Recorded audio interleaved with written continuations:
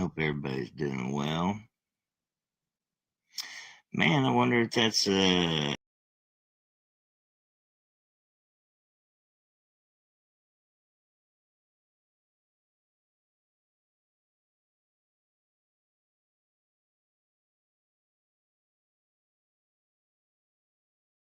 a little bit. Luna will be up here with us here pretty quickly. Hey, Mandy, how you doing, girl? Good to see you. Hey, Andrew, is that really you, bro, or is it a troll account, fake account? Just out of curiosity, because we get a lot of those, and if it's really you, you know how that is. So, how's everybody's Monday been? And let's see, was Friday night the last time we talked to you guys? Seems like we ain't been on since Friday night, y'all. I don't really know. Oh, Saturday it rained like hell all day long, and it had me in a dismal mood, and I wasn't really feeling it. So, yeah, I think it was Friday. I think Friday was the last time. So, how everybody doing? How everybody's week going already? Starting out, one day in. We're one day in, and I'm already ready to reverse. Can we hit rewind? Like go back to Friday night or look, you that was some funny shit. Lori's micro pained loser. You didn't spell her name right for one thing, dumbass. And here we go, Ditzy Butterbean. Look at you all doing big things. Well, the trolls are piling in, y'all, and which we expected that, didn't we? Because they can't get enough of it. They have to be here, front and center. Well, look who we got here, y'all. I think maybe she'd get a little kick out of this too.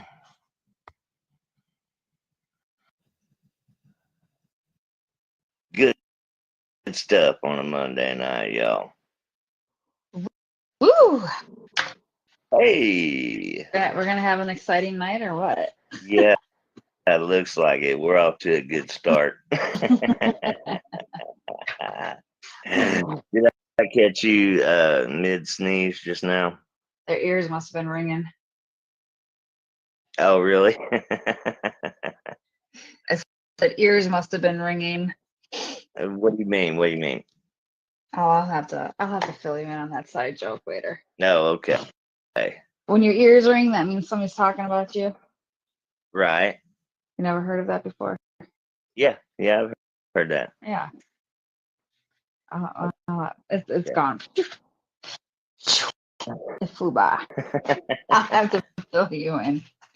Excuse the way that I am, everybody. I am you're flying on some mushroom coffee right now. I normally, and it's not the good kind of mushroom either, though. Well, it is a good kind. I mean, it's lion's mane, and it's what was I say, chaga, wherever the hell. I don't think that's a mushroom. Yeah, but shiitake mushrooms won't take you on a ride. No. But no, those ones, those ones that you find in your front and backyard, those ones will take you on a ride. I think specifically the ones that grow out of cow patties and whatnot, but oh, of course, cow dung. Oh yeah. Yeah, those are the good ones. I wouldn't mind having some coffee out of some of those mushrooms. Could you imagine? Oh my god. It's crazy because like could you imagine the conversations we would have? Oh my god, seriously. But I normally drink this coffee in the morning to get me going, and it does not get me going like this. Is there a difference between like night and day? with Could drinking coffee. just be adrenaline. I didn't have I didn't have no adrenaline before I started drinking. I mean, I was half dead when I talked to you a couple minutes ago. And now I got this coffee in me. I'm like, whoo, dying. Oh, now you're feeling it, huh? Oh, I'm feeling it. I'm definitely, I was about like 5 sips in and I started feeling it. I'm like, okay, I'm just gonna put that off to the side. Maybe they did slip in a little bit of those psilocybin. The ones of the psilocybin variety. However you pronounce it. How do y'all pronounce that? Is it psilocybin or is it psilocybin? I'm not real sure, but I used to have a field guide to it. I have no idea. I have no idea. This is, the company is called Think, and it's organic mushroom coffee. I get it at my Think, yeah. I sent you the like picture of it. DINK? Think, like you're sitting there thinking with your brain. Think. Oh, I thought you said dink. I'm like, well, damn, that's kind of like my micro penis. No, Think. Oh. It's supposed to be for mental clarity and energy. Oh, okay. And I would definitely say the energy part is kicking in. But again, I've been drinking this. But I've been drinking this. Named after my micro penis. Right? It might. But I've been drinking this for the last year, and it's never. I mean, it's given me like a little boost.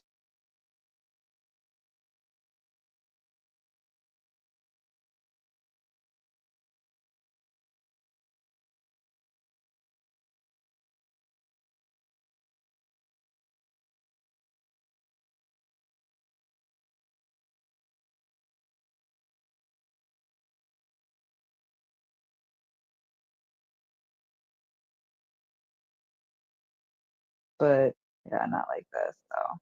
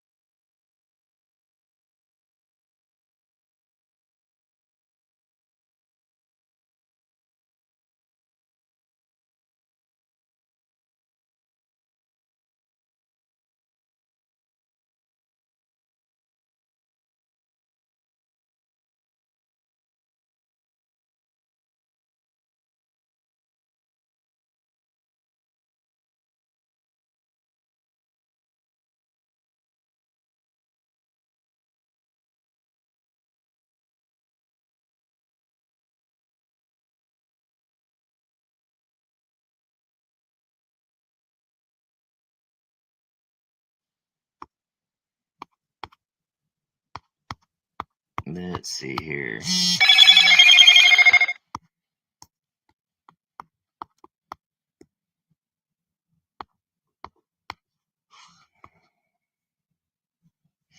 Okay.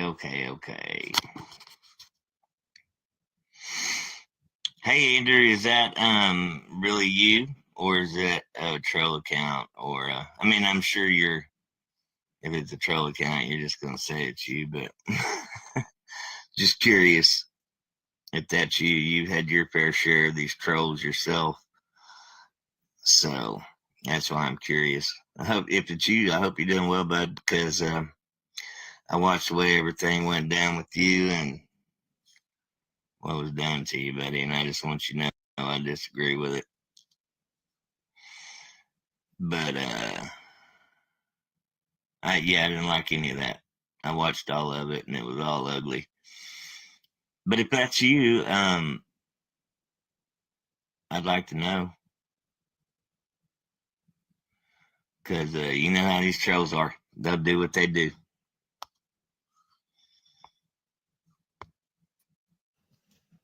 Let's get Lennon back in here. We'll talk about it a little bit. Come on down. Luna Decoy, come on down. Hello. What happened? I don't know what happened. Some kind of a little hiccup or whatever, but no skin off our asses. Well, if we need to go live on my page, we'll go live on my. No, it'd be the same thing. It's we're good. We're good. We're good. But sorry, you guys. And it was probably it could have been just me.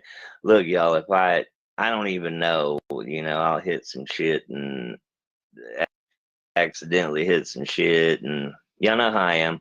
I be hitting switches and shit. It's those streams over there you got. You taking. You taking. Swallowing. You're eating. Those damn shrooms, Mike. Do what? I said it's the shrooms you're taking that you're eating. Oh. I don't have any of that badass mushroom coffee. But we're popular at night with the fucking trolls, that's for sure. Yeah, well, I mean, I don't even know what the fuck the trolls are doing around here. They ain't got no business here. We don't pay no mind to them. They come in here and hang out for whatever fucking reason. Like, they're the ones who are fucking obsessed. They got to come up here and sit up under us and do whatever it is that they do. That's a them problem, not an us problem, right? Right. They should worry about their catfishes and fraud and breaking and entering and all that shit. Yeah. Definitely, man, I went down a rabbit hole. Did I go down a rabbit hole? You're full of shish. You used to troll Andy, don't eat. What? What makes you think I used to troll Andrew? Prove it. Show me where I used to troll little Abe. In fact, I still have some of his music that I hit on replay sometimes. But let's see it. Prove that shit. If you're gonna talk about it, be about it. Let's see it. Who are they saying? Andrew Stanley, supposedly it was. I don't know if it was him or not, but he was in the first time and he was in again this time when I started all over. But that's Lil Az. I've told you about what they did to him and Heather and all that shit. He's another one of them that them trolls hit hard and heavy. And one of them just popped in and said, "Don't act like you didn't troll Andrew or didn't troll Andy." And like, whoa, hold up. Can you show where I ever trolled him? I'd like to see that. And who is Andy? The Andrew Stanley, which is Lil Az, aka Lil Az. I've already told you about him before a little bit when we were talking about these trolls and the people that they've hit and what they've done to them, but I guess I'll have to refresh your memory. Yeah, just refresh it offline. I think I've seen a little bit of that dude, and honestly, from what I see, I don't like his ass. Well, no, Andrew's actually a decent person. They did foul shit to him because the guy liked to go on late at night and rap, and he makes a bunch of rap songs, and he would. Now I can't agree with his whole lifestyle and everything he had going on back then, but I think he's changed it around a lot since all that went down. I don't know for sure because I haven't followed him, but yeah, I don't have any bad words to say on him. Can you hear me still? Yeah, I can hear you. Can you hear me? Yeah. It's like I don't know. Mine. I don't know why. So who's all here? Sound off, y'all. How y'all been doing? How's your Monday? If I accidentally hop off, I'll come right back on because I don't know what is up with my Wi-Fi right now. Yeah. My Wi-Fi is been lately. Yeah, it's like my Wi-Fi is on my phone, but it's showing me 5G. Like my Wi-Fi is on in my house. So I'm gonna come right back in. I'll be right back in. Okay. Oh, there you go. Now I can see all you beautiful people. including you troll ass motherfuckers. But you know what? I'm tickled to death that you guys are here too, because apparently you can't wait to hear us speak. So otherwise you wouldn't be here, right? You wouldn't be here front and center and just waiting and hanging on every fucking word like you always do.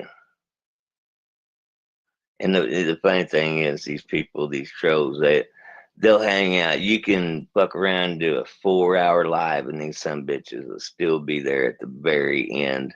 The ones that talk all that shit, the ones that have the most to say, are the ones that's still hanging in there at the very fucking end. Oh man, you people are pathetic, and I love it. Oh, we'll have to try again. Luna, it said it couldn't add you. Hey there, how you doing tonight? All right, Mandy, glad you came back. Sorry about that.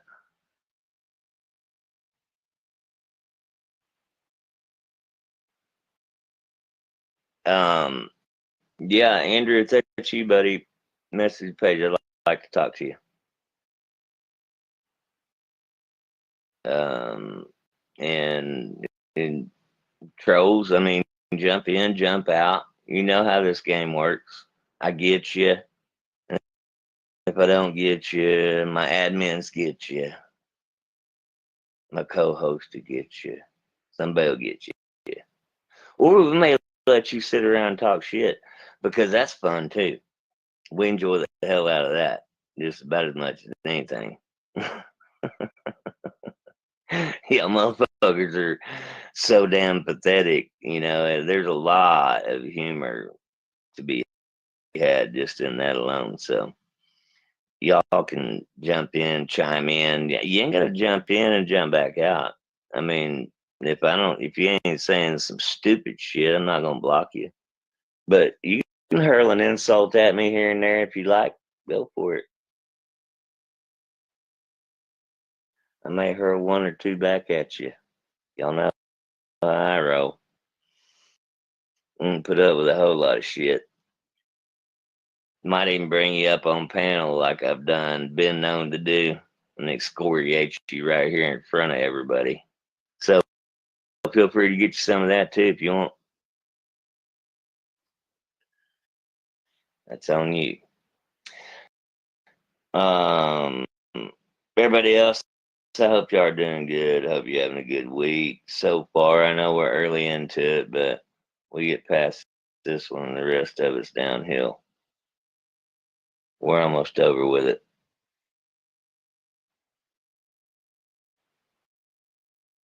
We're getting ready to get into the good weather. So we're getting ready to be knee deep in tornadoes around here. I don't know about y'all. Luna, what happened to you, girl?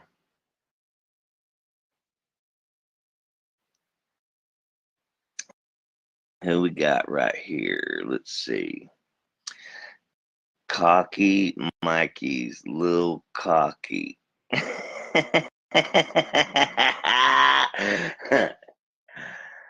Oh man, y'all come up with some good ones. I'll give you that. I don't think a cock is little though, right? I'm pretty sure that's a weenie or a wiener or something like that. I think when you say cock, you know you're dealing with some man size shit, right? I'm not seeing it, Luna. I guess I could try to. Nope, I can't get you from this end. Try to request again, girl.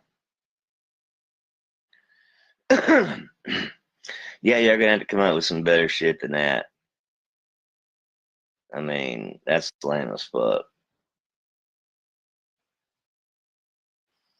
I mean, I don't know. I've seen some pretty damn funny ones lately, but I can tell you one thing. There's a couple I suspect likes to kind of hang around, in and out of here, and I tell you what, I could hurt your feelings like a motherfucker. So you're pretty lucky I ain't like that. I don't see it, Luna. I don't know what's going on, girl.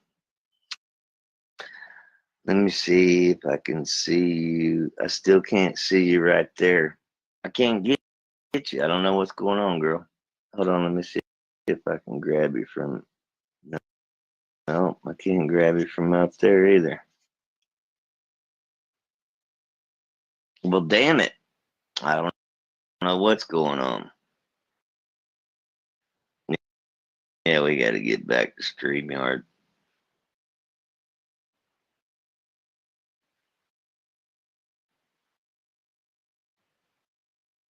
Okay. Roger that. 10-4. 10-4. Over and out.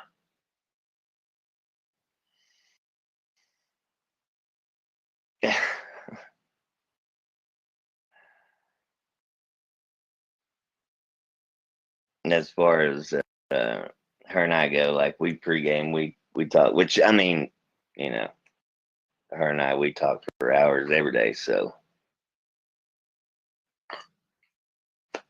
but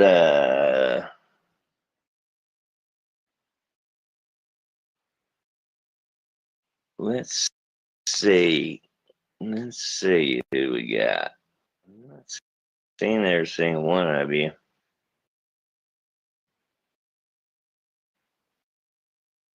Well, y'all ain't got to be scared. I mean, I tell you what, these trolls, they ain't shit. Nothing but just mouth. Mouth and fingers typing on a keyboard. They're nothing. Bunch of keyboard warriors. They don't carry any kind of real threat. Believe me. I've called out the ones that are supposed to be the biggest of the big amongst all of them, and nothing, not a damn thing. I wish they'd bring it though. I welcome it because I got shit on each and every one of them, especially now. Okay, let's see if I can grab you from right here, Luna. Here we go. I'm trying to add you right now. Did it get you? You got me. Maybe I had to restart my phone. I don't know. All Like right. I said, my my Wi-Fi's acting really weird. I don't know why. So Well, I'm like, glad you don't got even tell me that I just drank this shit ton of coffee. I'm gonna be up for hours. I'm not gonna be able to get on. I was gonna say, let's go over my page. Screw this. hell, if it was anything like that, it would just be the same thing, you know? I don't know. I mean, I've been on my page a couple of times and they really haven't come over by me. So, but for some reason, they hate you because you're associated with me. that's I'm not sure how that works, but that's what they do. They want to sit here and run their mouths. Well, that's fine. Give me something to fucking right. do. I'll figure out who you are. And I basically found out who they all are, and not one of them have a clean fucking background. So that's the funny part. I mean, with my non-credible page. I think what's funny about the whole thing is in these little circles and around these little places in this little part of Facebook and shit, people talk so much shit that you know, everybody gets this big old bold face about themselves, and they feel like they're untouchable and they're this and that. Well, the next thing you know, your page is disappearing and your shit's getting this and that. And then the people that say that they do have the juice to get some shit done, and the ones that do have the juice to find some shit out, they don't believe that shit anymore because they've been told that a million times. So they, you know, they get this big old chest and they got their chest all puffed out and they're like, yeah, you can't do shit. Oh, really? He might want to rethink that. I mean, yeah, it's been fun. I will say that Mm. it's definitely has Oh, and it's been funny as hell too. oh, it's been real fun. So it has lightened up And like, the load what? of dealing with predators. So this is definitely a fun side of Well, you know, hunting in a hunting roundabout down way, these troll pages. in a roundabout way, they're kind of it's predation a bit on their behalf. You know what I mean? Yeah. Because you don't invite them, you don't want them, you don't want to talk to them, and they don't want to talk to you, but yet they seek you out and they go to great lengths to follow every single thing Well, that you say just or want to do. know. I just want to know. Like I've had 3 catches now put on my page because my page is pretty brand new. Does that make my page credible? I just want to know. I wonder if any of them have buyer's remorse on You know, any of that it's bullshit. actually it's footwork that you have to, put Yeah, it's like and open mouth, insert foot. talk to dirty old men with my face sister. But hey, I mean, they're getting arrested. They're getting multiple charges because of that. So, I mean, hell, I think we even found a freaking a pedo ring with that whatever the hell facility you want to call. So, there's a lot of stuff going on in there. A lot of illegal shit going on in there. So, Yeah, I think there's a lot of open mouth, insert foot. But the thing is, these people are so prideful about the way that they carry themselves, but that they would never admit right. that. Right. Well, when you want to discredit me, you're doing it to the whole community. So, I mean, that's what you're doing because we all do the same shit. There's nothing different that we do except get predators off the street. That's what we do. And So, then got that got put out there, and any I more mean, my shit that team, gets talked my about team just that will went. get put out there My too. team just went again on Sunday. So, I mean, But yeah, it's you get know, it's getting done. somehow or another, they're the ones who are doing big things, right? By trolling I people. mean, nobody that they've made fun of is off the net. They're still on. So None of them are off the streets. None of them are. Nothing's been done. I was a bit confused with credible pages. So I Well, and was we're talking years later, and they want to say something about you taking months when it didn't take months. Obviously, that was no, they must have exaggerated. had it right. They must have had it confused because the pred that they But were literally talking about, years ago. the pred that they were talking about was a month and 3 weeks. That's what it was. When are they going to go live with their arrest or their catch or their, what they did Right, to get? their team. I mean, do you have a? I mean, yeah, I know you have a team of trolls, but I mean, and all But of you that's lie all to it each other. is. It's just a But little merry band of trolls. yeah, I None of don't. them have anything to show for it, and they never will. No, they won't. And I'm not fluffing my ego either. So I'm very proud of what I do, getting predators off the street, making our streets a lot safer It's for our funny children. how they act like they run shit, Well, but the only thing they run is that mouth. I really would love to see like, is this the same shit they say about Chris Hansen? I mean, Chris Hansen does the same thing. Mm-hmm. His decoys talk to predators for months and months. Yeah, and I believe that show was very highly rated and millions upon millions of viewers. I mean, I think Chris Hansen would be in jail if his decoys were talking to dirty old men, posing as a young girl with my fake sister. I mean, hey, I'm Pay sorry. attention. I'm sorry. Maybe you should read up on the laws of the United States if you're not familiar with it, federally and state. I mean, maybe just care what's happening to our children out here would be a good start. Well, that's beneath them. I mean, they say that they do, but we all see who they stand behind, but yeah. Yeah, and the shit they talk about it.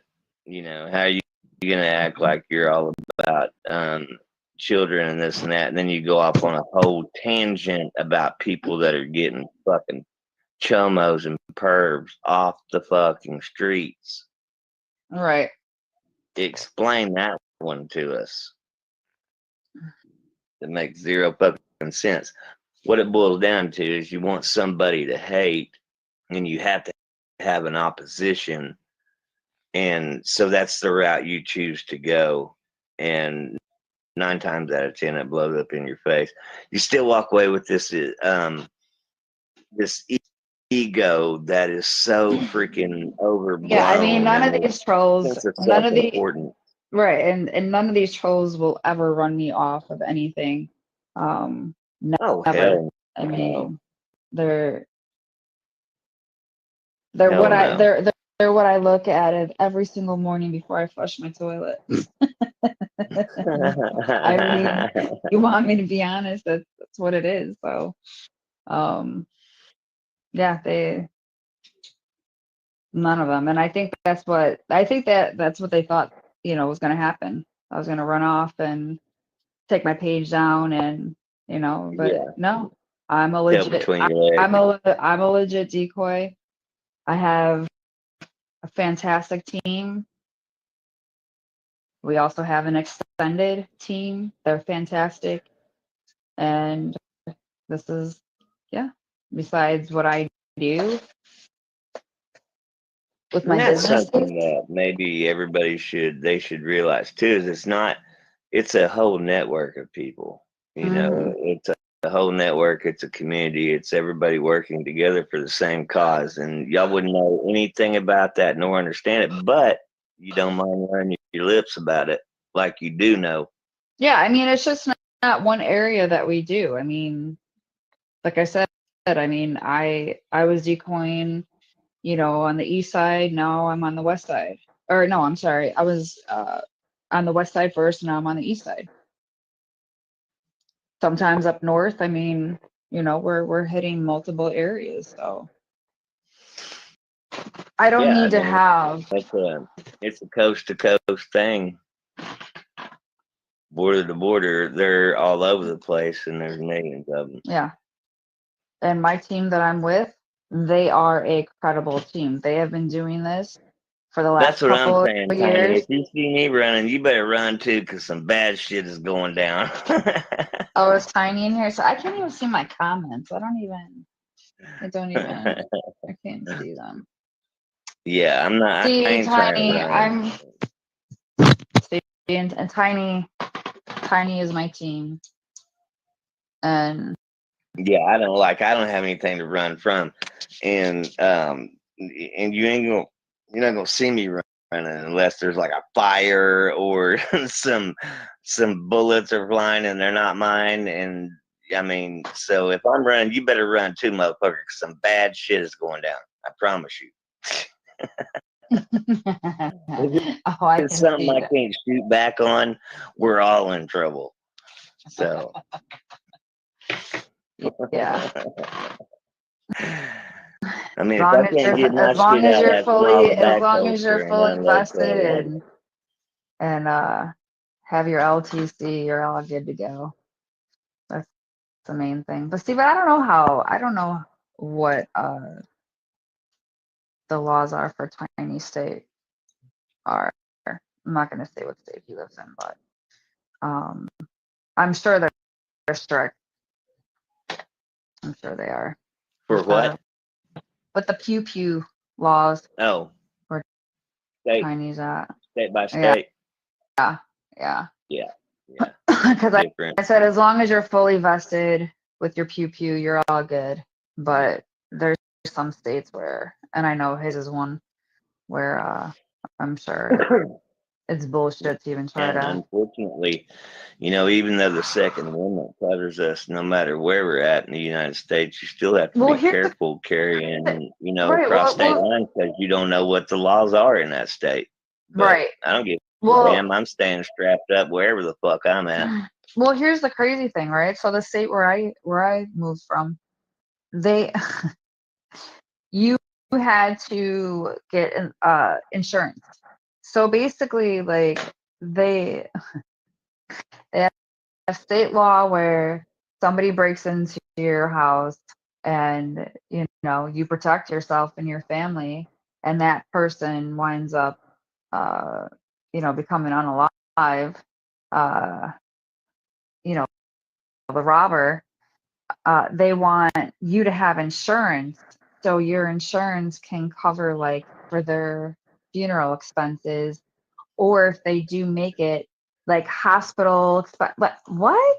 Like this Yeah. person just tried coming into my house and robbing and probably unaliving all of my family, and I'm supposed to have insurance for this? What? I mean, that's insanity to me. It's insanity. It's crazy.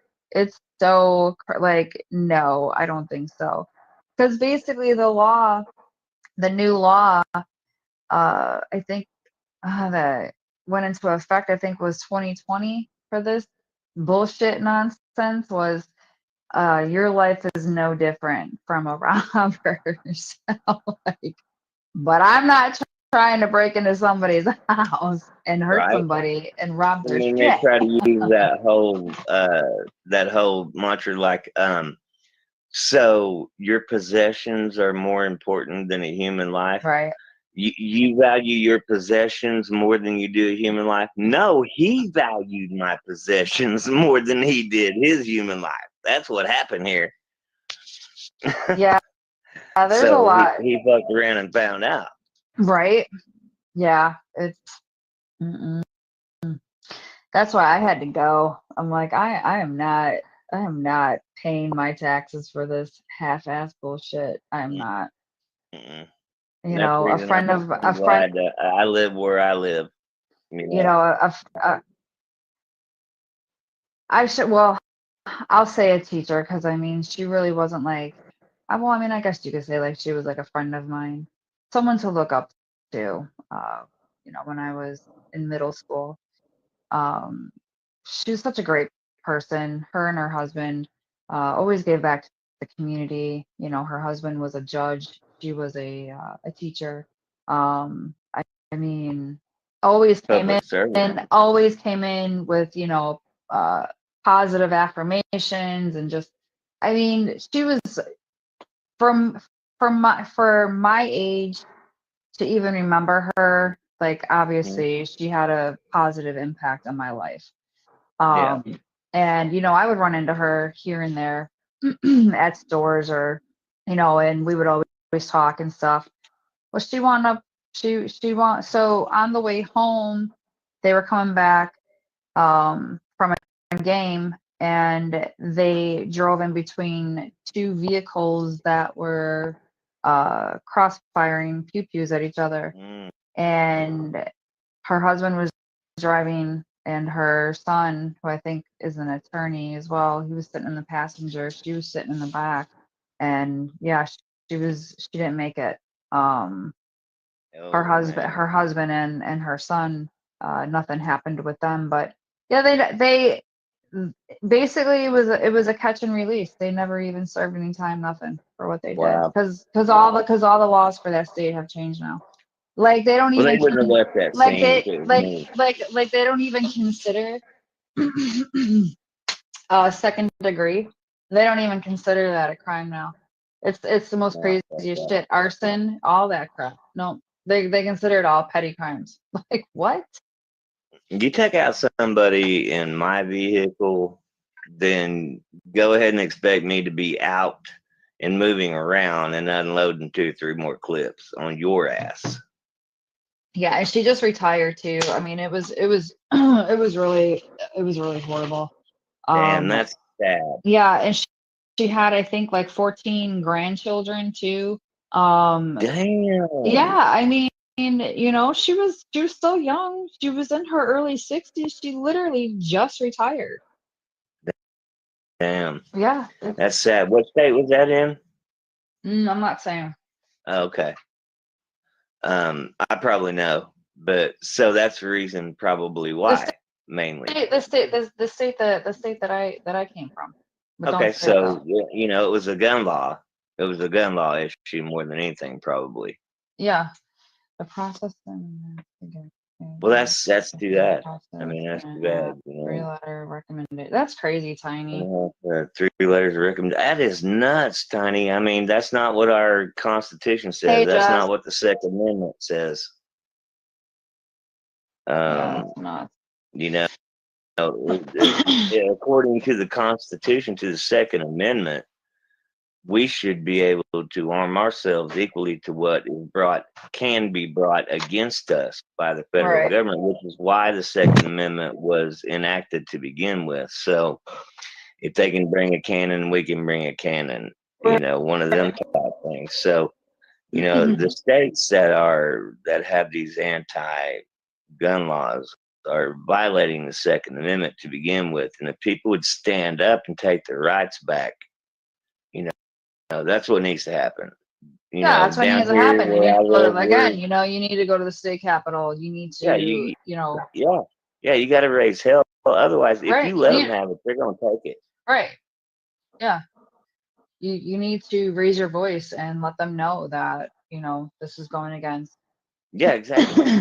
I mean, they're going to take it if you let them have it. Mm-hmm. It's just as simple as, it's one hell of a fight. I mean, I've been down that road plenty of times. And unfortunately, we were defeated. I don't know how. I mean, wouldn't you think, Lena, that'd be a hell of a fight for a state that has lost so much of their Second Amendment rights to be able to pull that back? I mean, literally, they have to be like outnumbered. I mean, there needs to be, I would say, probably over like 100,000 people for them to maybe, reconsider changing something. But you gotta have you need to have so much behind you. And it's crazy because a lot of people forget that these people work for us, Right. And it's not the other way around. But so many people, especially our younger generations, they're taking the Constitution out of our schools. They're not teaching, that you have rights and you can protect them, and your civil liberty rights, all that. Ignorance makes it easy to make victims out of people. Right. So if they don't know, they don't know. If they don't know the rights are being taken, they don't know the rights are being taken.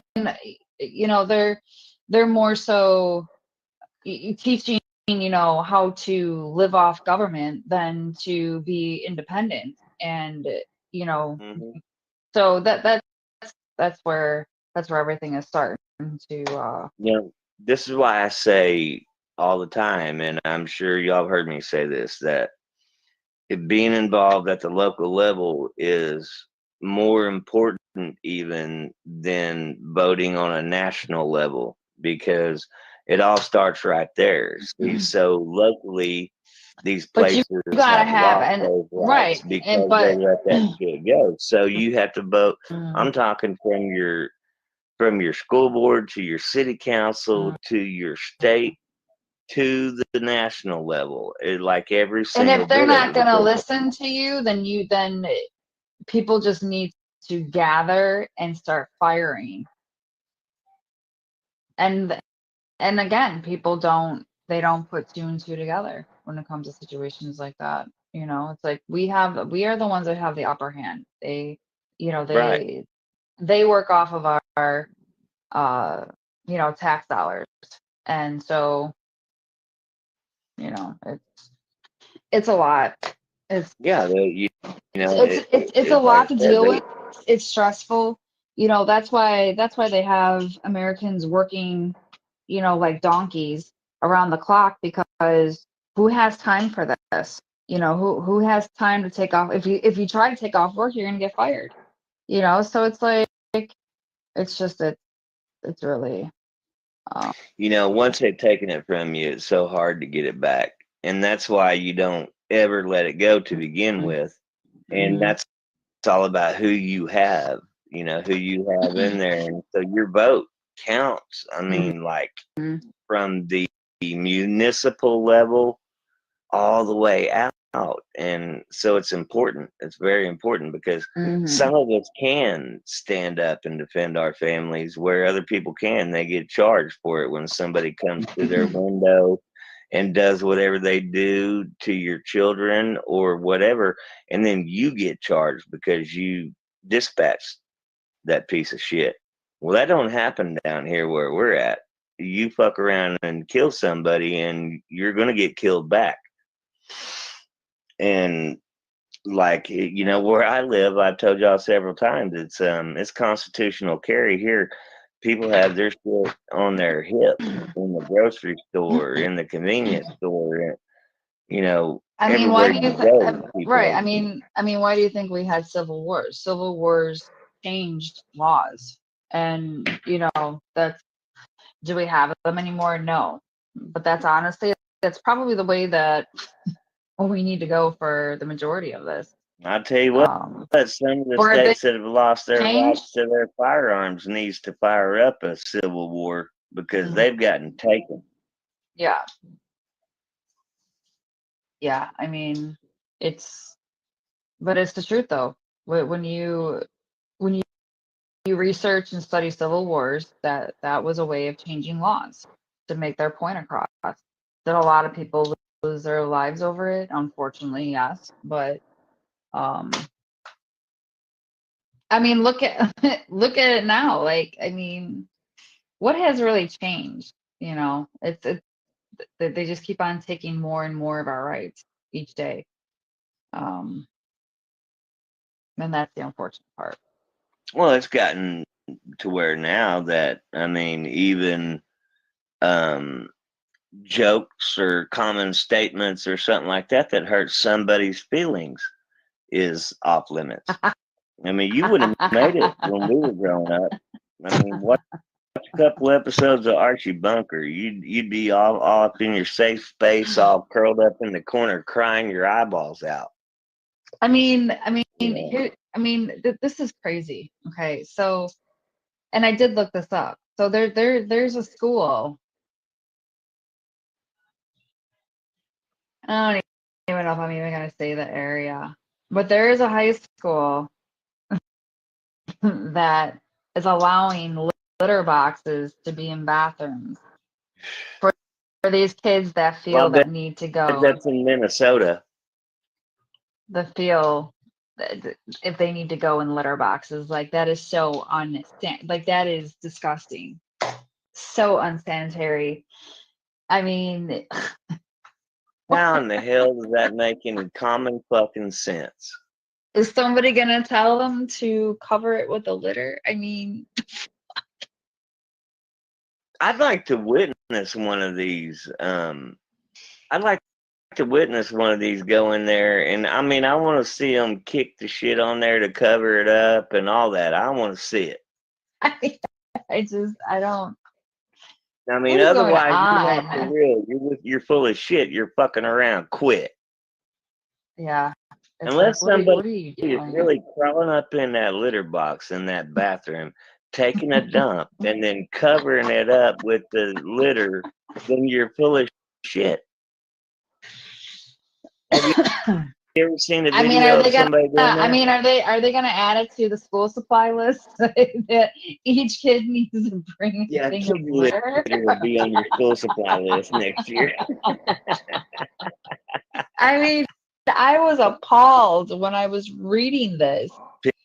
We're living in the freaking Twilight Zone with this shit. Like, just let kids be kids. Let them get an education. What is with this fuckery bullshit that's going on with these schools? And Well, this is where all rights are going to be taken because they're not teaching the necessities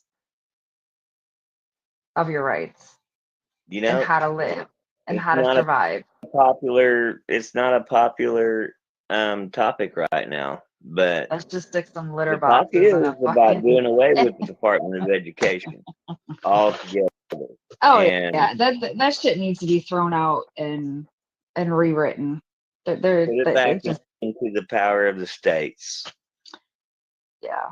There's a Like, reason why we're number 40 out of 40 countries where our kids are. I saw a statistic today that said that China, their kids are 4 grades above ours in just general mathematics and reading and spelling and whatnot. Okay, and the kids in Singapore are 5 grades above our kids. So mhm. these kids that are in 5th grade in Singapore are so much more advanced than our 10th graders. How in the fuck did this happen? These damn cats in the litter boxes. That's where I guess it started. For real. I mean, we're number 40 out of 40, and we're letting our kids shit in a cat box in the fucking bathroom. I mean, I'm tired of that shit. Oh God. Once upon a time, we were the country that everybody had to worry about, Right. and Everybody anymore, had we're just a fucking joke. What are we gonna do when these kids that are 5 grades below all the other kids in these other countries hit the workforce? Well, see that's here's the thing though. You the level of your IQ just needs to be 130s or higher because the only jobs that you're going to have is working on AI. That's what it's going to get done. That's it's going to get to the point where we're not going to have jobs anymore because AI is going to take it over. I mean, even contractors, anything. They're already creating AIs to build a freaking house for Christ's sake. Have you seen that?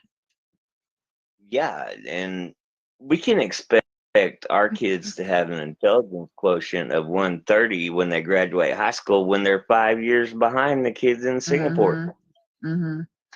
But what I'm trying to say is like, I mean, it's going to get to the point where, um, the we're going to be told like, listen, you don't have a mortgage anymore, you don't have shit, like, we're going to be given an allowance to survive off of, and it's going to be allowance, and it's going to be Oh yeah, like based off of social scores, like in China. exactly. Yep, Yeah. that's how it's going to get. See, it's called 2030 agenda. Yeah. Well, All of these cities, somebody better do something real fucking all of these, quick. all of these cities that are burning, and what happened in North Carolina as well. Yeah, I mean they're getting it ready for smart cities. That's what's happening. I mean, it's the honest truth. You know, Newsom couldn't wait to tell the frickin' the news reporter, I've got big plans to rebuild. We're going to be doing this and we're going to be doing that. Yeah, I mean they're going to be turning them into smart cities. You're going to have to pay $1 or something to go take a dump in some frickin' outhouse. That's what's going to come down to. Yeah, social credits, Social and credits, they're doing that right? in China right now, just based on your behavior on the streets. Right.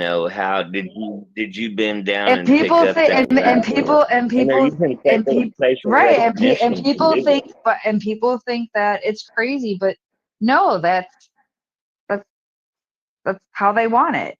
They want to own everything, so they can tell you how to run your live so they can have full and total control. That's what it's going to come down to. Oh, absolutely. I mean, everybody's a drone, right? You know, so and that's how it is in a communist state like China. You know how they use those social points and shit like that. They have Yeah, facial Tiny. recognition, can see you on the street. Did you pick that piece of paper up and put it in the trash can? Nope, you didn't, and you were the closest one to it. Negative. We're taking a point from you. Hang on You a know, minute. shit like that. Hang on a minute. Yeah, Tiny, that's fine. Post a link in here. I can see if we could play it. Well, Mike's gonna have to see if he can play it. You see what? If you're replying to something that Tiny recently said, I'm not seeing it. My comments must have stopped. So he said that if he posts a link, can one of us play it? I can guess. Okay, so he posted.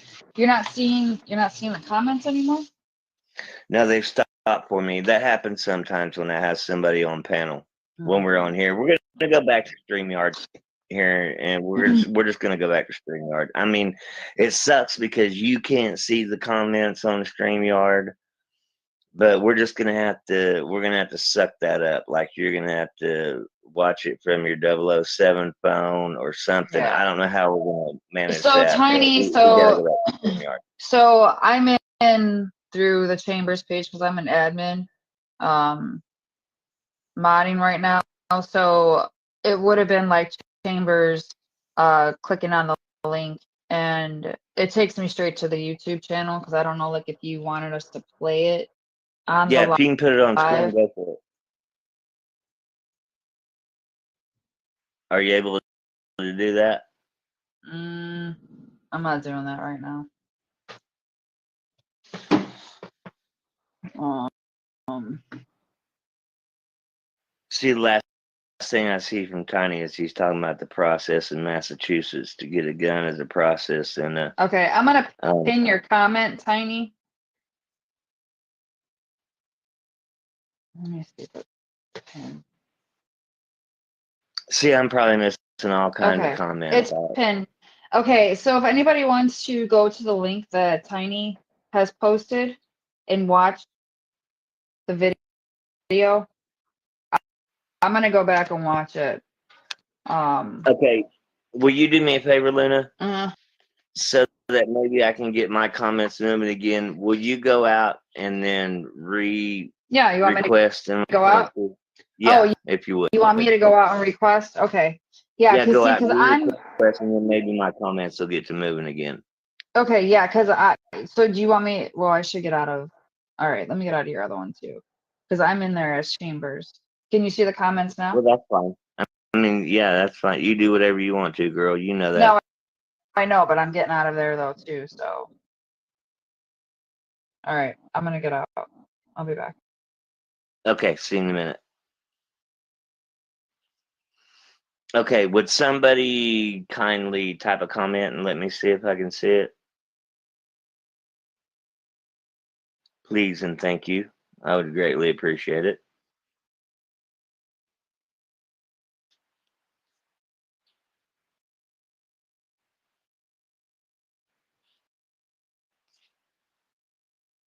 Anybody?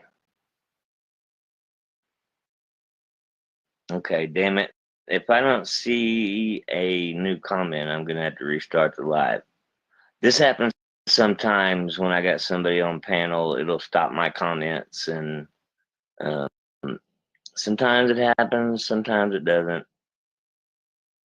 We're going to go back to StreamYard. It's just that she can't see the comments when we're on StreamYard, and when we're on here, she can, and so it's just a catch-22. We don't really know exactly how to tackle that just yet, other than her using her 007 phone, which works just fine. But anybody type a comment for me, please, and thank you.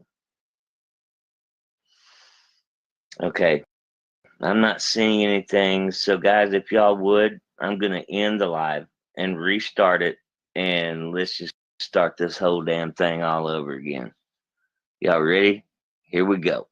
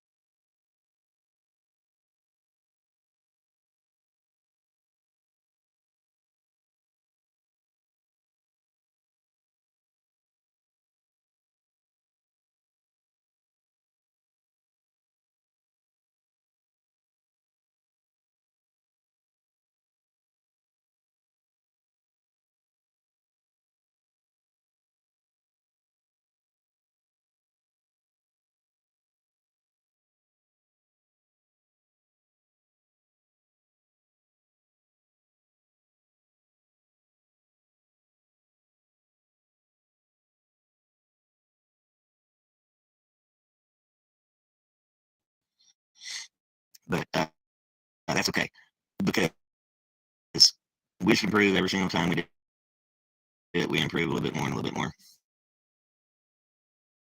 And we're going to go back to StreamYard and we'll figure out what we got to figure out on that. The whole blocking thing ain't much of an issue anymore because none of them really have the balls anymore to come and stand up to it. They'll pop a comment in and yank it back out, shit like that. But that is ineffective. Like, what the hell are you trying to do with that? I mean, we just laugh at you. And actually, we just laugh at you anyway. We laugh at you online and offline. So, just so you know. You're the butt of our jokes, always.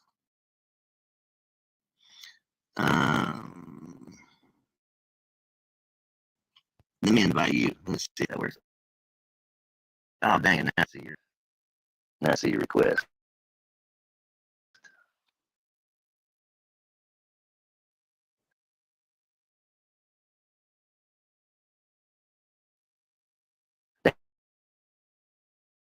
I'll just fuck everything up. All right. Okay, so can somebody come in real quick now that we got Lenny back up here? I need to see if my comments are going to. Let me see. No comment. Did you see my sent request or no? Yeah, I see it. Okay. I see your comment. Okay, now I can see comments moving on top of shit.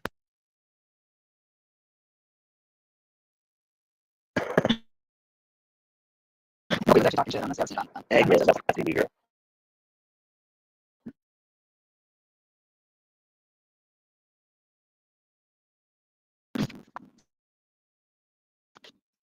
So, are we going back?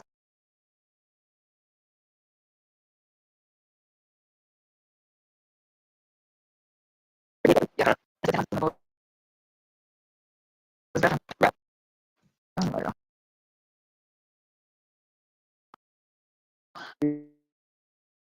You see that one, you'll take there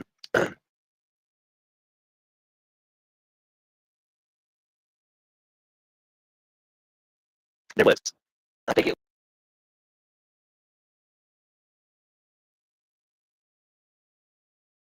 was 47.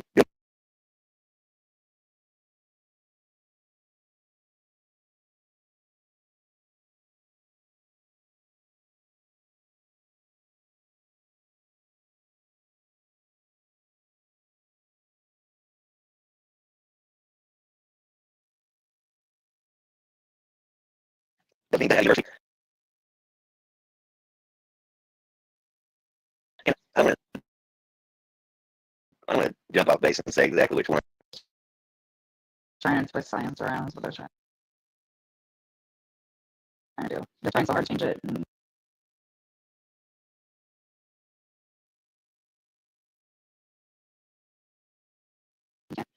Do what? they're trying to change science. That's what they're trying to do. They're trying to make it like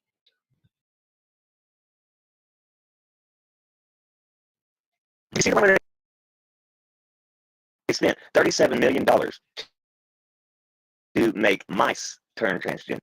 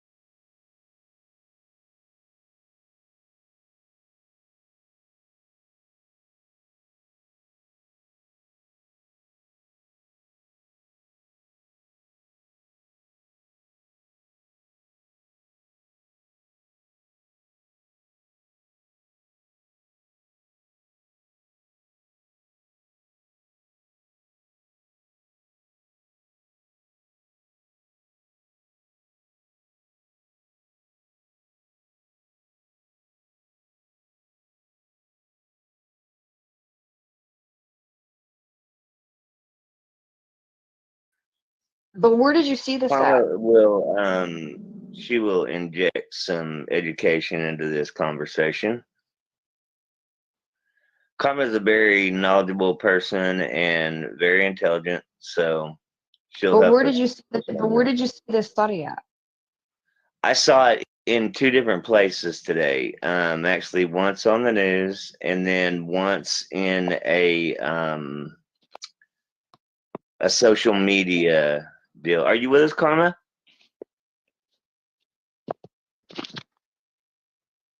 Are you with us, I'm here. Karma? I'm here I just think- trying to figure out how to turn off the camera. Well, nobody can see you, so you should be good. Okay, well, it's not transgender mice. Trump said that at his speech a week or so ago or whatever, but it's not transgender mice that's being studied. It's transgenic mice, Okay. which What's the are, well, transgenic has nothing to do with transgender. Transgenic is the mice that's used, I heard in the VA, but for research studies. It has nothing to do with transgender mice. It's transgenic. So transgenic is DNA from an unrelated organism has been artificially introduced. So that's what transgenic is. I don't know. I just thought the mouse was Which that a type of mouse that's used in research. But it has right. has nothing to do with transgenderism. The study is not about transgender. The study is not about male, female, anything. They're using transgenic. What's the purpose of the study? I mean, it looks like that it's been. I mean, it's been in the studies, Mike. So I mean, it's genetically modified. It's a genetically modified mouse. Genetically engineered mouse model or transgenic mouse is a mouse that has had its genome altered through the use of genetic engineering techniques. So basically, what I was saying, right? So it's altering the DNA. Okay, this is what they do. Okay, so they're altering the DNA of these mice to find out if they can be transgender? I don't know because nothing to do. It has nothing to do with transgender. Okay. They use the mice for research, for cancer research, for all different kinds of research, but it has nothing to do with transgender. Okay. Trump misspoke, and I don't know what. The quote wasn't from Trump that I heard. It didn't have anything to do with Trump at all, what I saw. Well, he said that in his speech to the Congress or whatever a week ago or so. He said they're spending so many billions of dollars on transgender mice, and it has nothing to do with transgender. Oh, I do remember that part. But it I do remember that part. He mixed up transgenic and transgender. And they use these mice for all types of research. Right. But so basically how I was explaining it, because I thought I'm just going off of what Mike was stating, that because I haven't seen what Mike was saying, but from what I know what they do with mice, yes, they alter the DNA. It's modify them, everything, mainly for research. So I have my own opinions and beliefs of what is going on with altering DNAs with humans themselves. So that's why I was like, oh, okay, well, they're kind of now explaining what they're doing, but no, I just thought too, he got it confused, Mike. Okay, so why are they genetically modifying the DNA of these mice, what is the end game? I don't know what they're researching. I don't know what they're researching. I just know that it's not transgender, it's transgenic. It's a type of mouse that's used for research. And I heard something, I can't remember really what, seemed like they were researching something about the breasts and the mice. I don't really know. I just know it doesn't have anything to do with transgender, that he misspoke, and anybody else that's repeated it has misspoke. Okay. I mean, see, retract that because I don't, obviously I'm unaware, but. Yeah. I mean, so basically, mice are supposed to be used to study human diseases, right? Right. To study, gene function and all of that. But same with cancer research. But I don't fully agree with that. And a lot of it, is backed up by Kennedy, who is the new HHS. I think it's for their own gain and purpose of what they study on these mice. It's like especially with cancer, that there's supposedly all of these studies. There should be a cure out there now. But there should be, but there's too much money in it. Exactly. Yeah. Exactly. And see, and I don't, and my thing is, Karma, I don't know you that well. So it's like, I'm not trying to step on anybody's toes of what your beliefs are, what my beliefs are, so I watch what I say sometimes because of what other people's beliefs are. Is this the first time you two have spoken? Yes. No. It's nice to meet you, Karma. Meet Luna, meet Karma. Well, I mean, we've talked in the comments, but so basically, I am behind Kennedy 100%. I've been for a very long time. As I've said before, this man has stood by us during our protests. Just a great guy. I really do, enjoy the information and what he stands for. And like I said, there's a lot that he's coming forward with true information from scientists, that he believes that are not a part of this whole propaganda with, out for money. And so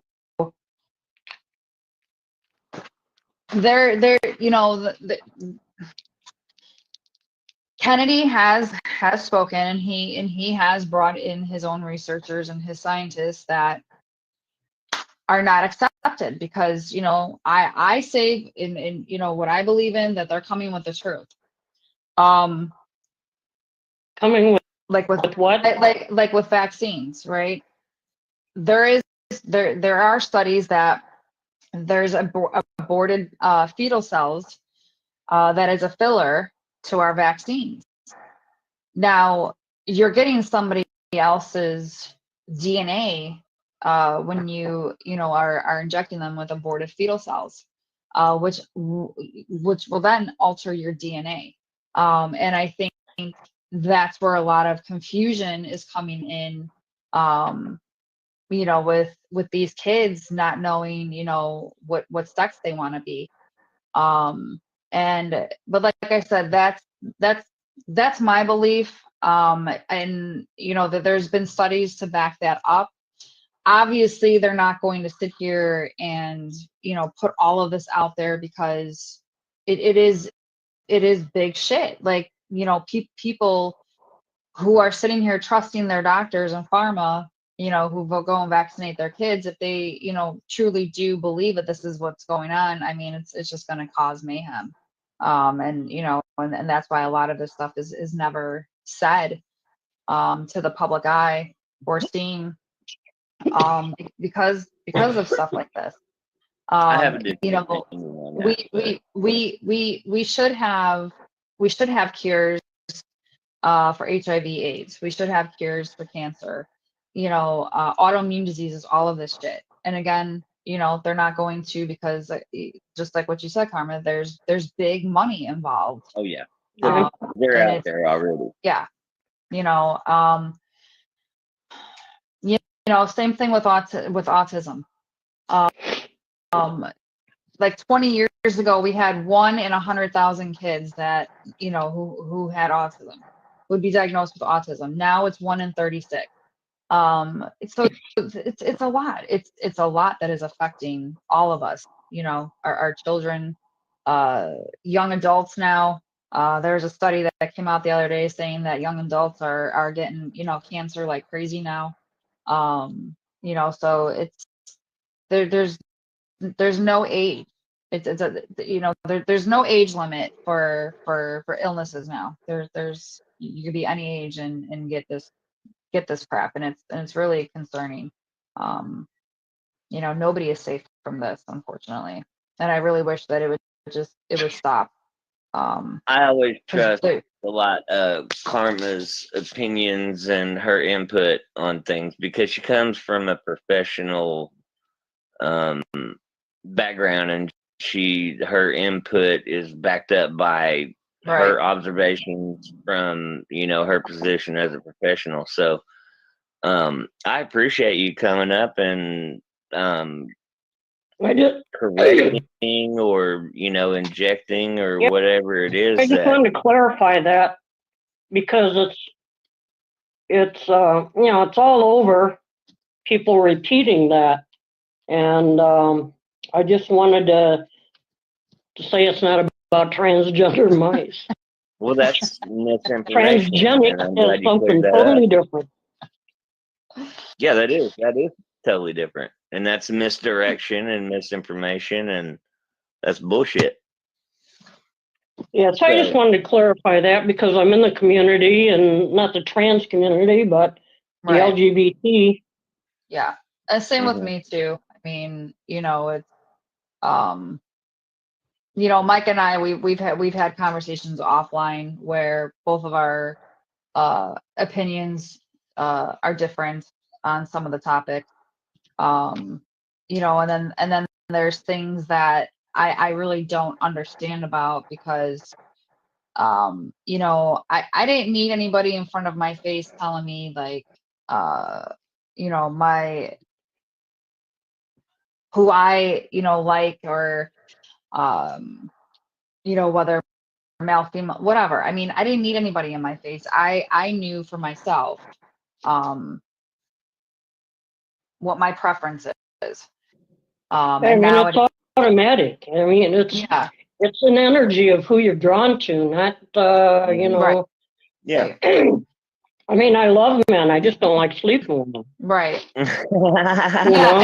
I mean, the thing is, it's just, you know, the way that I just see things now, it's just a whole propaganda with, you know, pushing this on our young children, and I see that as, you know, it's wrong. It's wrong for them to do. I do agree with that there is a whole lot of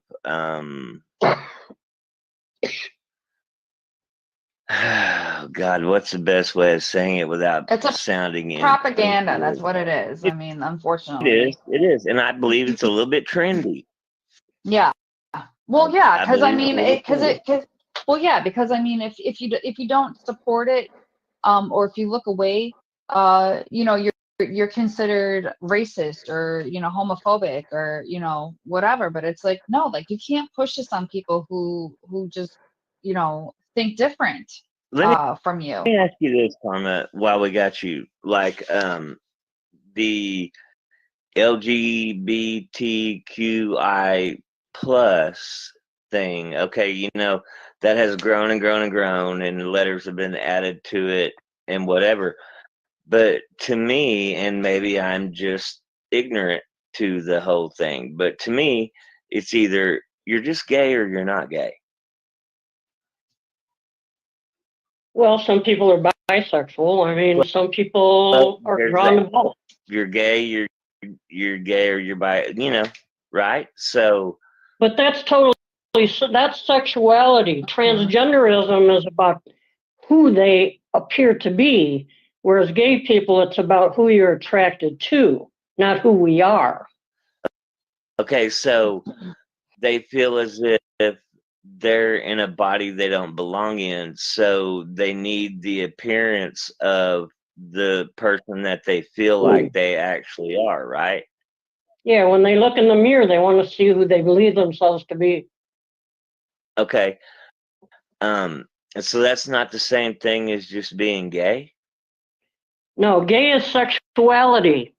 That's about who you're attracted to, who you want to sleep with, who you fall in love with. Okay, so transgender is about their gender, who they see themselves to be, not who they're attracted to, but who they are, who they feel themselves to be. But if you're gay, don't you just present the way that you feel? No. I mean, like I'm a masculine female, but I don't want to be a man. I don't want right, and you present as a masculine female, right? Yeah, well, I get told to leave the bathroom. I said, no, I belong here. And I got these damn double D's hanging out, and you can't see these double D's? You still want to call me a sir? I just have to shake them a little bit and go, and look down at them. I don't even say anything. I belong here. So in the men's and I could have a white T-shirt on and my bra showing, and they still call me sir. In a women's restroom? Yeah, everywhere. I go into the grocery store. But yes, sir. Can I help you? You're obviously female, right? Like you're not outwardly trying to hide the fact that you're genetically female. No, I want to be female. I don't want no dick between my legs, either shoved up inside of me or just hanging there.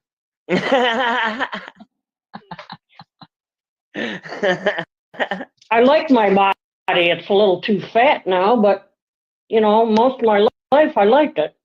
Well, I don't want to be a male, but who I naturally am is a masculine female. So there's no confusion for you about who you are and what your identity is whatsoever. You're completely in tune to that. My 5th grade teacher called my mom and wanted to keep me after school because I walked like a boy. Wow. I was too heavy on my feet. I'll be right back. I'm coming right back. Okay. So in 5th grade, I was 11, 12? Uh-huh. Now it keep me after school to teach me to walk like a girl. I flunked. Oh, wow. Well, I didn't even go, actually. That was way back whenever people just didn't have an open mind whatsoever. Yeah, they don't anymore, especially right now either. I mean, and that's a shame. People are meaner now about it. Really? Back then, they just thought I was crazy and just wanted to make fun of me. Now they're ready to kill me. Wow. I'm surprised by that. You would think that people would be more accepting now, Well, that's wild. So, do you feel like that maybe, is it the same way with racism? I think so. In a different kind of way. I mean, but we never got over racism. No, obviously not. But to me, and I've told my family this, it's more fearful to be LGBT now than it was back in the late 60s, early 70s. So how do those two things relate psychologically? What two things that I was racism and anti-gay or phobias. They don't relate, other than we are both groups that have been discriminated against and oppressed in different ways.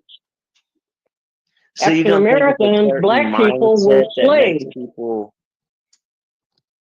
We were put in mental institutions. We weren't made slaves. So we have different experiences. Okay. But we're both oppressed groups and know what oppression feels like. But you don't feel like psychologically that it's a certain type of brain or mental faculty that causes somebody to be, racist plus, No, I think we're environmentally, by the age of 2, we know what sex is. We know what boy and girl is. We know, we don't know yet, maybe, it depends on the parents, but they'll have little black kids being their friends. But once the parents get a hold of them and say, "Oh, you don't play with her." Why not, Mama? You don't play with dark people. Well, doesn't that schools, same thing happen with people of a different sexual preference? Repeat that, I didn't get it all. I said, doesn't that same thing happen with people of a different sexual preference? Okay, it's generally we like to not speak of the word preference because that makes it sound like it's a choice. Sexual orientation is a better term for that. Yeah, definitely. Now I forgot what the question was. I'm trying to correlate the mind of how it works between a racist and somebody who's, say, homophobic. I think a lot of it depends on who you've been engaged with, like on the job or at school or whatever. That's one thing why higher educated people generally are more accepting, because we've been exposed to students from China, students from Japan, students from Thailand, students from the Middle East, black people, white people, gay people, trans people, autistic people. We've been exposed to a lot like more. Me from Podunk, Oklahoma, doesn't have that, the whole transphobic thing or the homophobic thing, nor the racism thing. Like we have several different races inside of our family, and we all love each other just the same.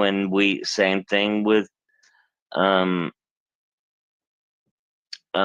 the you say don't use sexual preference, I guess. Sexual orientation. Sexual orientation. Okay, yeah. Inside of our family, and we don't see any of that. How is it that somebody like me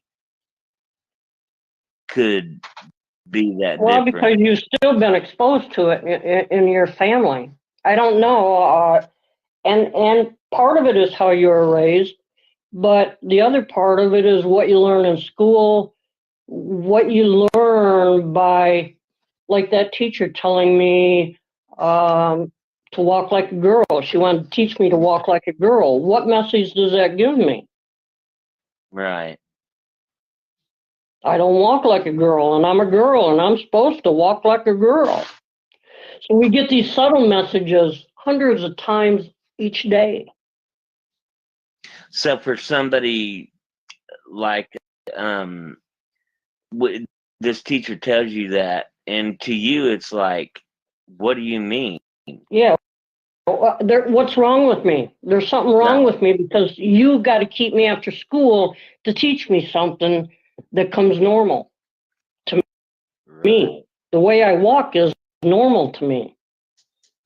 You know, if we're going to spend $40 million on some stupid shit overseas and stuff like that, seems like it'd be better spent on something like this. Understanding so that we can educate the public. Yeah, but the education system's gone kaput. Well, it certainly has. It really has been a pretty poor representation. I tell you, teaching college, undergrad and grad school. I've seen people in a doctor's program that still can't write a sentence. Yeah. Yeah, that's unfortunate. Try to read trying to read a paper of somebody who's an undergrad. They just write one long sentence, one long paragraph, a whole page. I can't even read it. They don't know how to construct sentences and how to put a period in there. Right. Or how to paragraph. Yeah, try to decipher a prescription written on a pad and tell me how that works out for you. Yeah, can't read that either. That's how some people sign their names. It's like, what name do you have? That's why it says print here and sign here.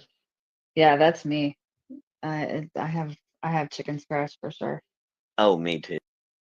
Yeah. You know, they say that people who have a poor penmanship and are more intelligent. So I'm going with that. Yeah, that sounds good to me. I used to have to ask my roommate to read my notes to me because I couldn't. What the fuck did I write? My own handwriting. What did you say? I couldn't read my own handwriting. Now, see, when I attended school, like when you said, Karma, that a teacher told you to walk like a girl. See, I never had anything like that. If I got into trouble, it was for legitimate reasons. Either getting into fights or just doing stupid stuff. Yeah. Nothing like that, but I was always a type to, even with my parents, like if they told me something that I could not do, I did it. It was the opposite. Yeah. The opposite effect that, I'm like, what? I can't do what? Or I'm going to go and do it. That rebellious mentality. And I mean, as you're sitting there saying like that teacher was telling you that, and the stuff that's going through my head, like if I ever had teachers sit there and tell me or to like make me think that there was something wrong with me, I don't know. I probably would whoop that teacher's ass. Didn't even know she was doing it. She was just trying to help. Was that a Catholic school that you attended? No. Was it a public? Public school. 5th grade, Mrs. Yeager. Oh. Don't you hate that too when you know their name just because they were a bunch of idiots? Yeah, they left a mark on me, all right. Yeah. And that's a lot of, we get a lot of subtle messages like that hundreds of times a day. Yeah, for most part, I attended some pretty good public schools. It was never, and I had a variety of friends. And I mean, we never looked at each other differently. It didn't matter what color skin we had. I mean, it just, I don't know. Like nowadays, it's like, it's like, I don't know. It's from all sides. I've never seen it so much in my entire life. Now, in what you're saying, like, that you're basically target. See, I've never been.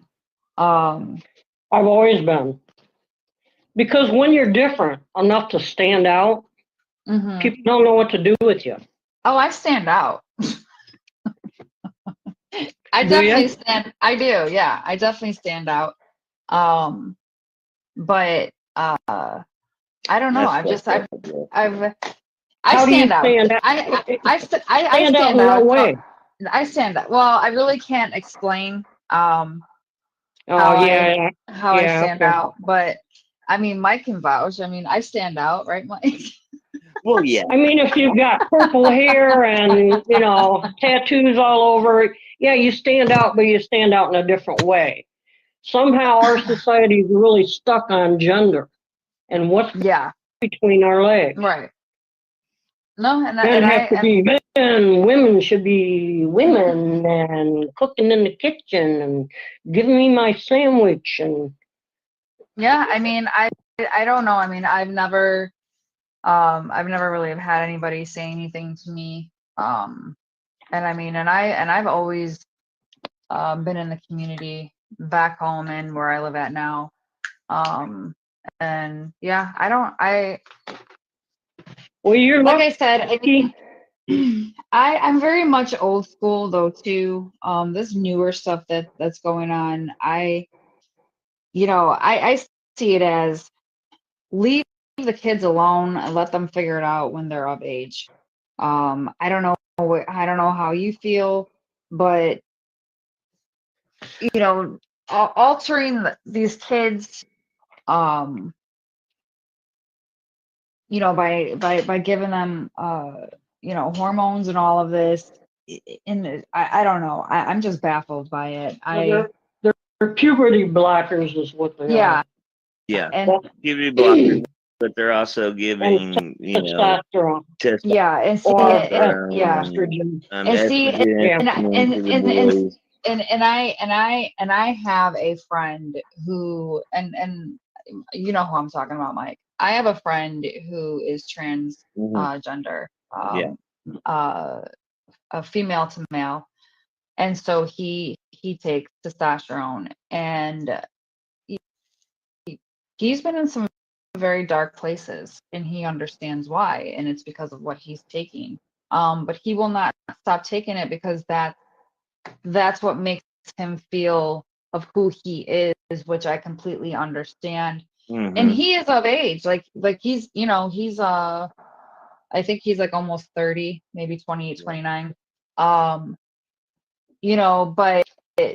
if that's doing that to him as an adult, I can't even imagine what it's doing to a child, to a brain that's not fully developed. Because he is going through a hard time. He really is. When did he start? When did he start on all that? I think 5 years ago, I want to say.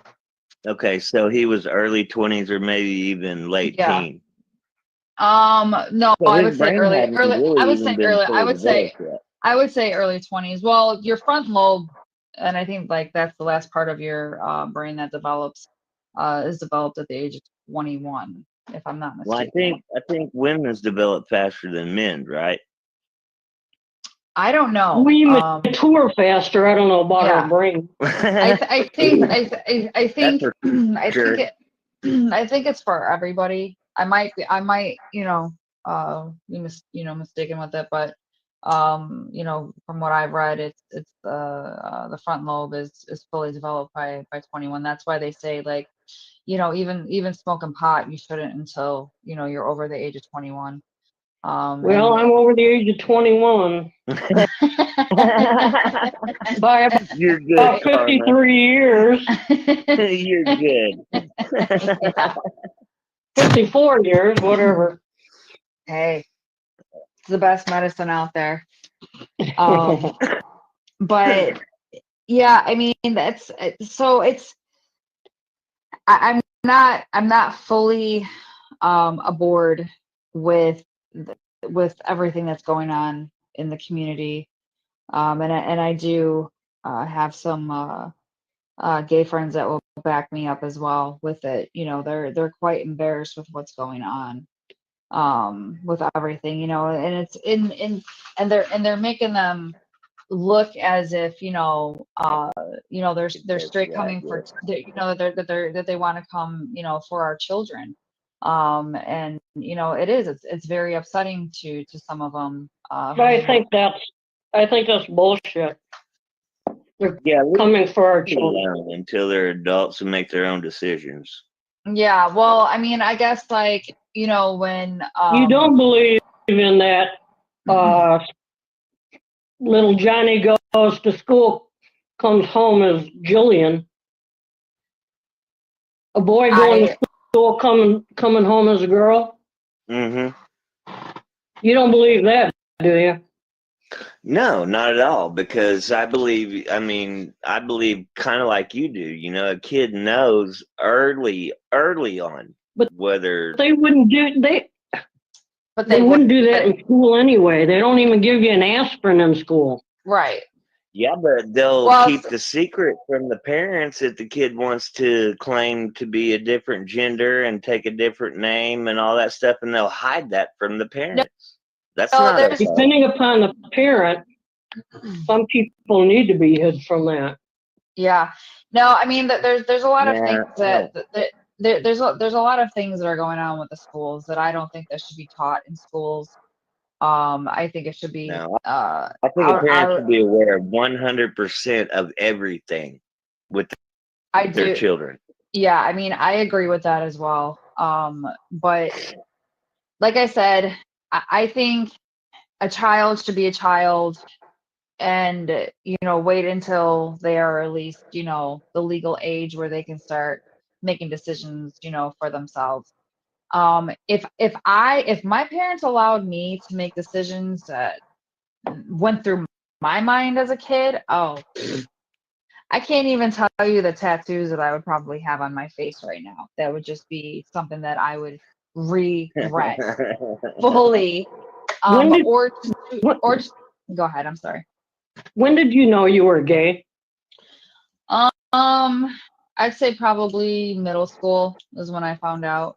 Is when I started, you know, being attracted to women. Yeah, I didn't have a word for it, but I knew I was different. Yeah. I knew I was drawn to women. Yeah. Yeah. I mean, I didn't fully come out until I was above the legal age. So yeah, but you know, I mean, but when did you know you were? Well, like I said, like I knew something in middle school. So I'd say probably like around like 14, 15 years old is when I started, you know. Yeah. Like, okay, you know, I'm liking things in other areas, you know, not just heterosexual. So boys tend to find out sooner because they're generally sexually active sooner. Right. Yeah. But yeah, I think I was about 14. I liked my gym teacher. I liked the girl across the street. But you'd never do anything for fear that somebody might know your secret, you know? So you didn't really come to realize it until that age, or did you kind of? I mean, honestly, I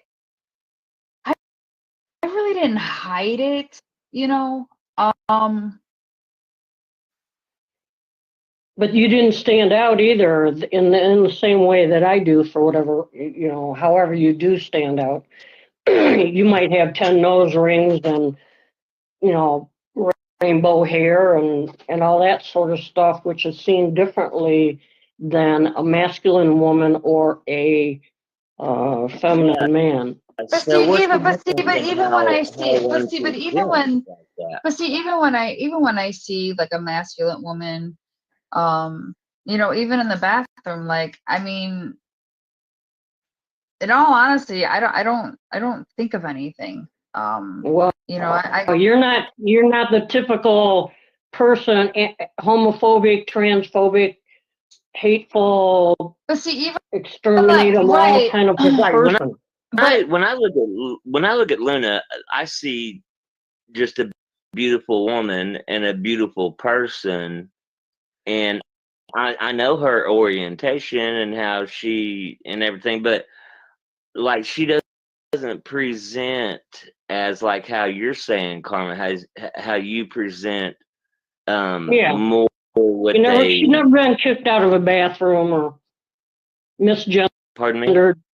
She's never been misgendered. No, I would doubt that. actually, I don't know why I used to do this back in the day, but I would I can't believe I'm saying this. I would go in the men's bathroom and go to the stall and stand there like I'm pissing in the men's stall in the urinal. I don't know why I would do that. Maybe. I remember when I was a teenager and I worked at a drive-in theater. It was my first job. And I had to go into the men's bathroom for something. I goes, how come men have bathtubs? How come? How come what? I thought urinals were bathtubs. Oh. Yeah, back then it was a big old tank that water came on. Everybody just gathered around it and pissed. Yeah. No, I don't know. Like I really don't have an explanation of why I would do that, but I'd get kicked out. I mean, I was get out now. But I bet you they saw you as a girl who was in the men's bathroom. What do you think is common that some gay women present like the way that you present, and then others present the way that, say, Luna presents? Whatever's natural to your being, for whatever reason, I don't know, and I really don't care. So they So I mean, I guess. I mean, it's just my natural. Like I said, 5th grade, they want to teach me how to walk like a girl. So obviously, I was already masculine in 5th grade.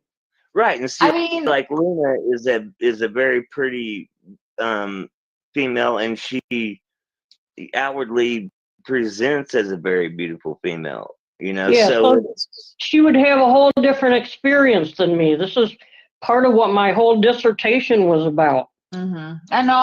I understand where you're coming from. I really do.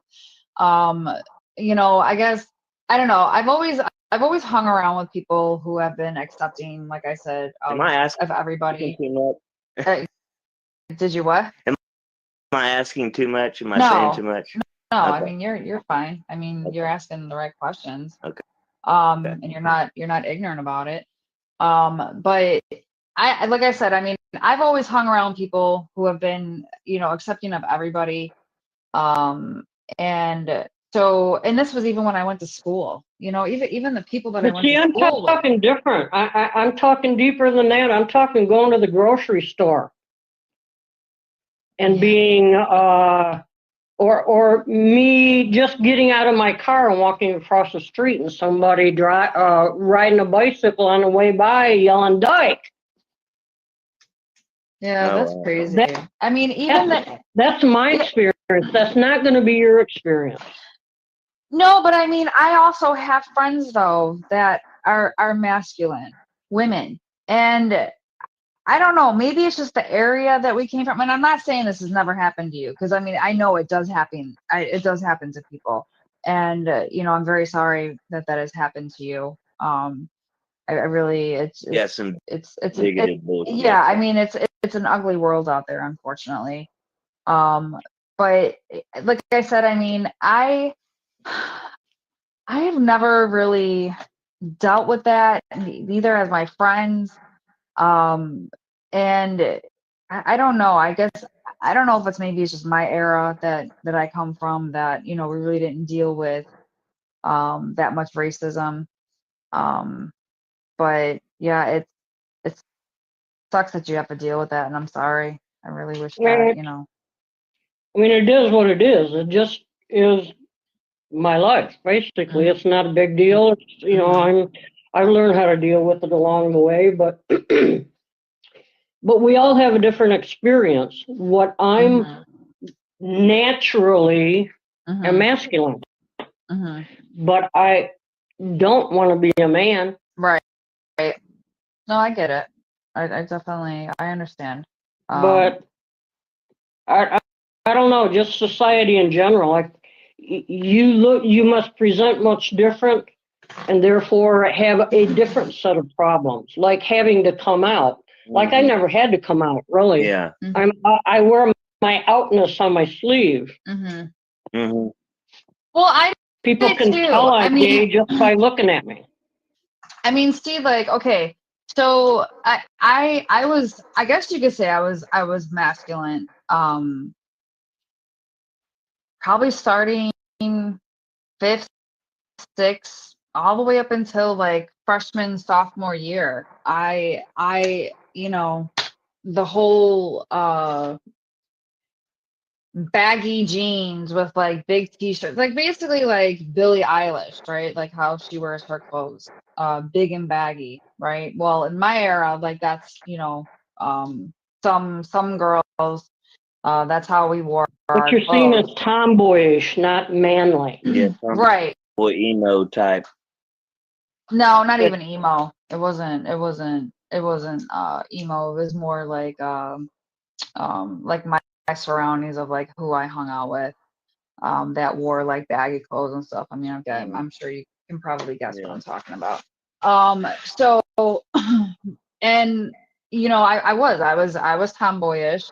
And then when I met my first girlfriend, she changed all that. You know, she showed me like a different side of, you know, just dressing feminine and you know, did such an influence change your way, Luna? Like yeah, well, I mean, you see how I dress. I mean, I mean, I go all out, and I'm very comfortable. Smoking hot. Well, I appreciate it, thank you. But like that's, you know, I'm comfortable wearing those type of clothes. When I was wearing the baggy clothes, I would always say no, you know, I would never wear stuff like that. But she got me out of, you know, the tomboyish style and got me into more of a feminine look. And then, but I mean, I still wear my baggy stuff. I still wear my sweats. I mean, it's only like when I go out is when I dress up, you know. I barely wear any makeup, you know, because if I'm not going out, there's no sense of putting any on. And so, yeah, you're one of those that doesn't really need it.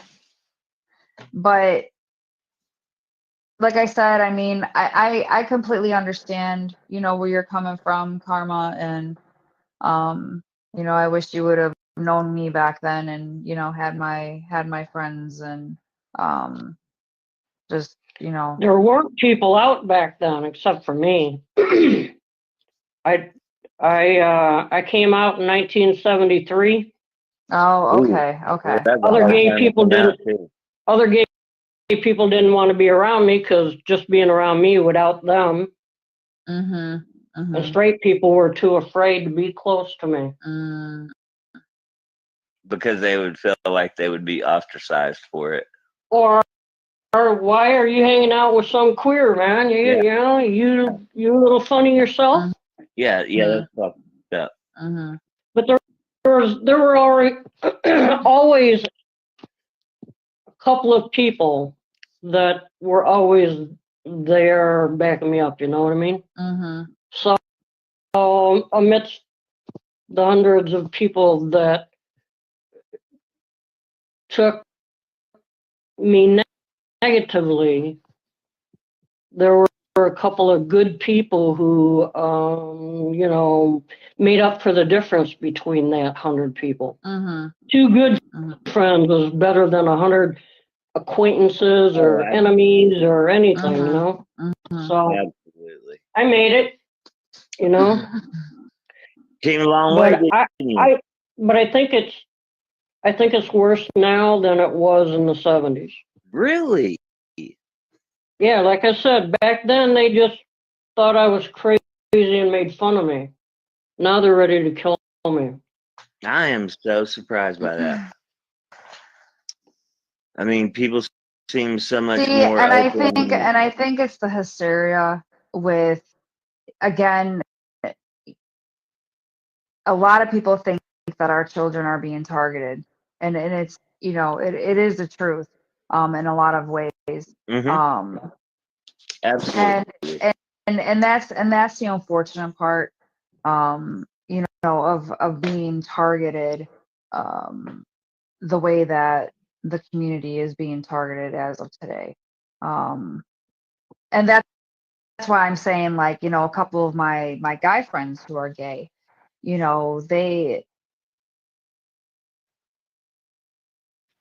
don't, how am I supposed to say this? They see it as, it's too much with everything of what the newer community, I guess, from a couple of my friends, of what they're calling it, that it's a new generation with the community that is just trying to change everything. And a lot of them, they don't want it changed because the backlash that they're getting is really just so, like, say for instance, right? So the state that I came from, they were basically, the schools were being forced to teach LGBTQ, and right, but at the time though it was just LGBTQ. And so the governor stated that if the schools did not participate, and it's supposed to be included with history, that the schools would not be funded. There is no age limit on it. Okay. So, and the way that he wanted it to be presented, it was bad. No, like, basically, like, these history books were going to be rewritten, and these pictures that they were showing, like, no gender whatsoever of two people, and just basically, like, trying to make themselves feel good. Like this was this was actually in the front page newspaper, for where this was happening at. And it was crazy, because I'm just like, there's no age limit to this. This can cause this can cause so much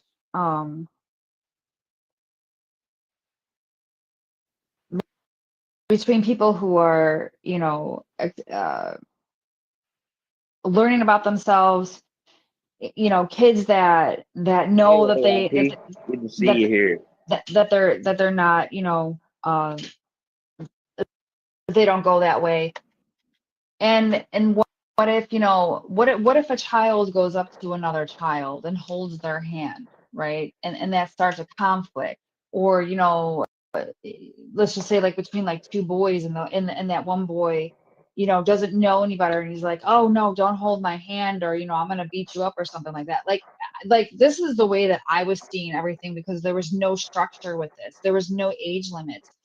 And then the other thing too is, like, the propaganda that's being pushed onto these kids, that if you don't support this, you're going to be outcasted. You're going to be known as the racist, as this, as that. So here's an actual person who knows that they're gay, is looking for a relationship, and this other person who is confused, but then gets into this relationship, and they only have it for a couple of years, but one loves the other one more, and the other one is just confused. There's heartbreak now, because that relationship isn't going to last. You see what I'm trying to say, Karma? Like, it's just. But isn't there heartbreak in all relationships, all teenage relationships? Your first love, right? But basically, what I'm saying is, like, you don't have confusion, when it's male female. When right, you like, when trying to push make the everyone propaganda, right? And so it's like, oh, if I don't be a certain way, that I'm not cool, or I don't fit in. You see what I'm trying to say? So, like, if I, maybe I do like the same sex as me, so let's just try it out, because everybody's doing it, and it's a fad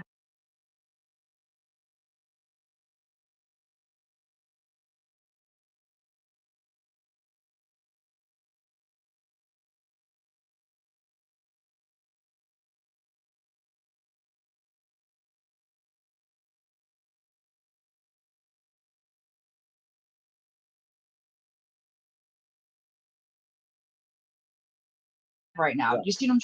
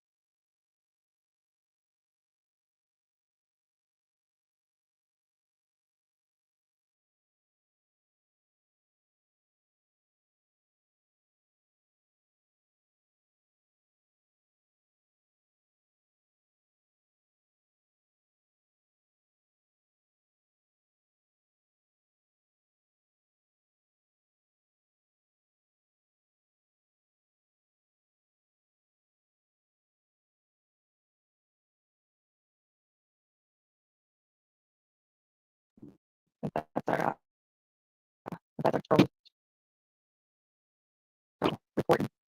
Hey, Jeff. Yeah, it could be. But we haven't done anything to be recorded for, so. It's so butter drink. But hey, comment, come back up. Sorry about that, comment. I hate that. Yeah, butterbean. Get your ass with it. Butterbean. Yeah. What is that? Is it that?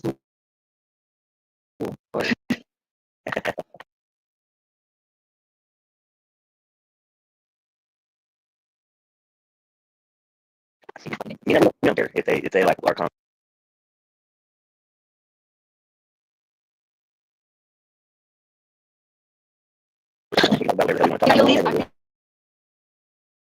Are you at least getting paid to sit over here? Are you?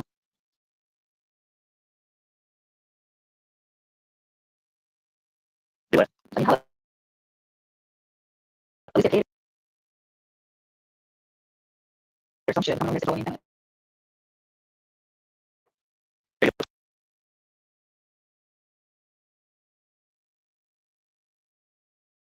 On a invitation.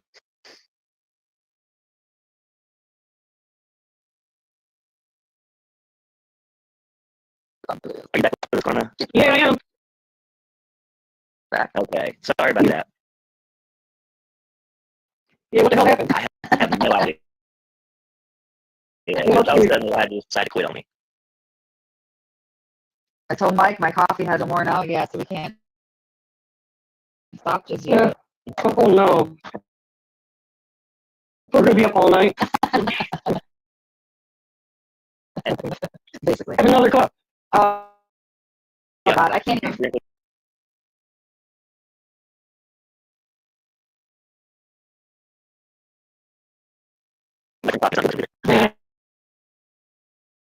Yeah, I can't even. I can't even finish this. If I do, yeah, I'm gonna get all the night. Whatever, I haven't crushed yet, so. Chicken. Really?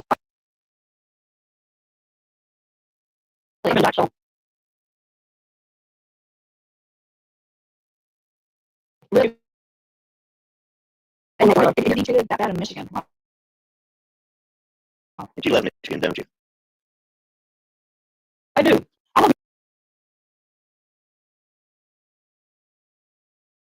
Michigan too.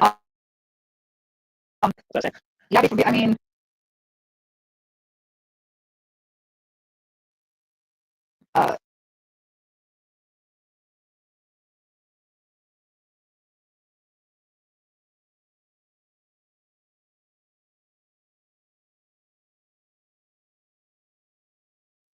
or you know what? It's St. Joseph. I'm sorry, I haven't been there in such a long time. So it was St. Joseph, and then there was where was the other places that we would go in Michigan? We would go to Kalamazoo sometimes. Yeah. Um, Ever go to Saugatuck or Douglas Dunes? no, I've never been there. Yeah, that's the gay area. Yeah, I mean, basically, we would just rent a house for like a week or two. Just chill, go Yeah. to the beach, barbecue, fish, all of that. A lot of And lakes around. and it stinks because since we've moved, we haven't been back to Michigan, and I really do enjoy Michigan during the summertime. The wintertime, God, you Yeah, guys for get some brutal sure. rain. For Yeah. sure. But my my oldest daughter, she would go all the way up north in Michigan. That's the prettiest part. Yes, yeah, and she would go hiking up there. She would Snowmobiling. yeah, all of that. I mean, she and the pictures that she would take. I mean, the water was just so crystal clear up there. Do you ever visit up there? Yeah, I've been up there a few times. It's about a 8-hour drive for me to get up that far. Right. Oh wow. Yeah. But Yeah, and there's like no service, nothing up there. I mean, yeah, That's the shores of Lake Michigan, isn't it? that's what? The shores of Lake Michigan. on the west side, Yeah. Oh, okay. Yeah. Lake Huron on the east side. I've seen Lake- Lake Michigan from Chicago and then also Yeah. from Cleveland. Lake Superior is the prettiest. That's the one farthest north. Yeah, Mm-hmm. I've been up They got there little too, mountains up there and everything. Two harbors. Mm-hmm. Yeah, it's completely different when you go. It's completely different when you go up there. I mean, it's completely different scenery. I mean, you're in a whole different state. Yep. Picture Well, rocks. That's why you got to go during the summer. I mean, it's really Michigan is really pretty. It's a beautiful state. It is pretty and full of water. Now, have you lived there all your life? Yep, pretty much. Yeah. Around that area? Yeah, for the most part, not too far away. But right now I'm living in my parents' home, the home I grew up in. Oh, okay. Oh, that's cool. Well, if you ever want to go to a really pretty beach, I don't know how far St. Joseph is from you. Probably a couple of hours because you said you're right by Detroit, right? Yeah. Right. That's pretty far. I'm looking at it right now. Yeah, it's like across the map there. Yeah. St. Joseph. the St. Joseph is a really nice area. Touristy, like I said, they've got a bunch of shops and stuff, and just a real chill town. Amish Yeah, country. There's a lot. there is a lot of Amish up there. Yeah. Yeah, Michigan, like I said. But then Michigan had like some pretty weird areas too. Like I forgot the one road that we would take, but there was this creepy ass house. And the first time that we ever drove past it, they had mannequins in the window. Oh, you've told me about this. What kind of gay guy's house? You. I have no idea, but they also had like a white Chester van in the back of the house, and I'm just like, what the hell is up with this house? Like, is there people that even live in here? Like, why do they have these mannequins like looking like, you know, they're doing something, you know, like living in that house? I'm like, I used to live with two gay men, and they used to take a mannequin to the beach with them. Oh, that's funny. That's so funny. Yeah, I don't know. This house just had like some real like creep vibes to it. Like I'm not even talking about like whoever lived there, like, you know, just looked haunted, but you know, just by the looks of it too, with like some mannequins in the windows, and I'm just like, yeah, no, get me out of here. No, and then right around the St. Joseph area, they have an outside movie theater that you can go to. Yeah? Yeah, and you can see like new movies, like two movies in a row. One would be like a little bit of an older movie, and then the second one, which would be like the new movie that just came out. All for like, I think it was like maybe like $5 or $6, and you could like just pile up a whole car of people and just go there and pay the entry fee, which is like $5 or $6 for two movies. Yep, there's not many of those around. That was my first job. Oh, I was working at outside movie. Yeah, driving. Yep. Love the drive-in movies. Yeah. So there's not many around anymore. We still have about 5 of them here. Oh, really? And, yeah. And we have a couple right here really close, and it reminds me of my childhood. Like my mom would pop up a whole like paper shopping bag full of popcorn. And yeah. Have a cooler with Coke or Pepsi in it. And hell yeah. Fall asleep in the back seat. Put the speaker on your window and. Yeah. Those things used to stink too. That gas or whatever you're inhaling, man. Yeah. Yeah. And a whole room of those. Yep. Because they pass it out when you come through the gate. They give you one. That used to be your speaker. Now it's like by the person, so you'd put 4 or 5 of your buddies in the trunk and go through there. And right. I was in the trunk. I was in the trunk. I was in the floor of the front seat, covered up with a blanket with a bag on top of me.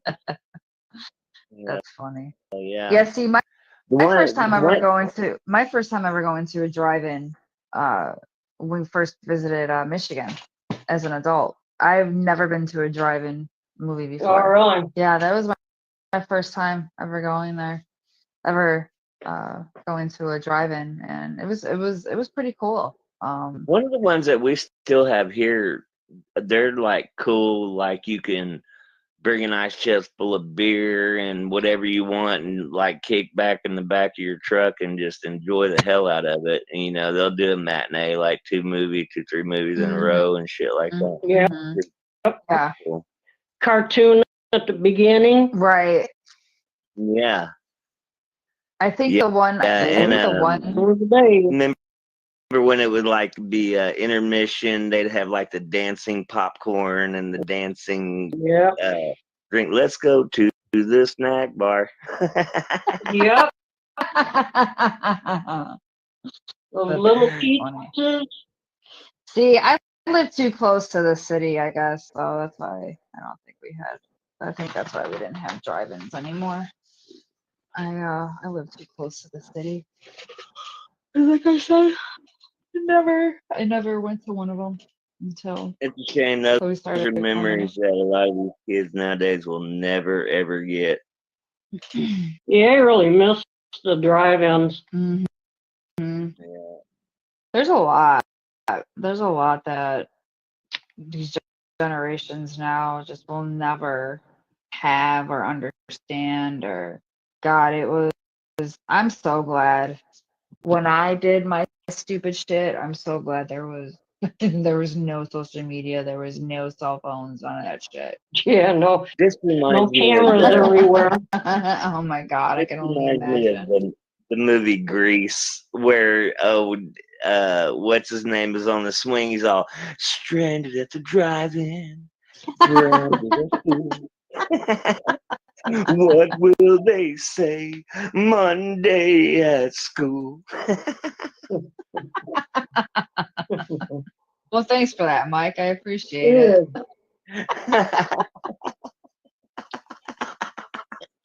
I'll just sing off. Oh God. Off live. Yeah. No. See what you have to deal with. Hey, Grease was God. That was a great movie. I can't stand it when they do sequels, and when they did Grease 2, I'm like, yeah, no. Now you just ruined it. Yeah. But the Grease one though, that's a classic for sure. Yeah. John Travolta. Olivia Newton-John. Olivia Newton-John. Wasn't she? Yeah. Was that the second one, or was that the first? The first one. Yeah. Yeah. Yeah, she just passed away not too long ago from breast cancer. Yeah. But her and her husband though, they were actually they were growing their own CBD, and that's what kept her breast cancer in remission for years. Really? They would make it. They would make it into tinctures, and I don't think she ever distributed it. But her and her husband, they'd grow it, and when is the federal government going to recognize the medicinal value of marijuana? I think we've I had have no idea, but study they need to get on with it because it's Yeah, I think we've studied it enough. For sure. I Just studied say the no. Well, I mean, you're able to grow in Michigan, right, Karma? Yeah. Is there a limit of how much you have to grow? You can have 12 plants. Wow. For each person that like my brother grows it, he can have 24 plants for him and his wife. Wow. Here we can have 6 plants in each stage. So, I mean, you can basically have a plant flowering and a plant like and each stage of development. Right. Some with buds, some that's just a baby, and wow. So you're allowed to grow in Oklahoma, Mike? Shit. Yeah, well, the state that I left, they just legalized it for rec, and then I think at the time, you were only able to grow, I think it was like up to like 3 or 4 plants. Really? I don't know what it is now, but yeah, I can't do that where I'm at right now, which sucks. But hopefully we thought we would be the very last state to get.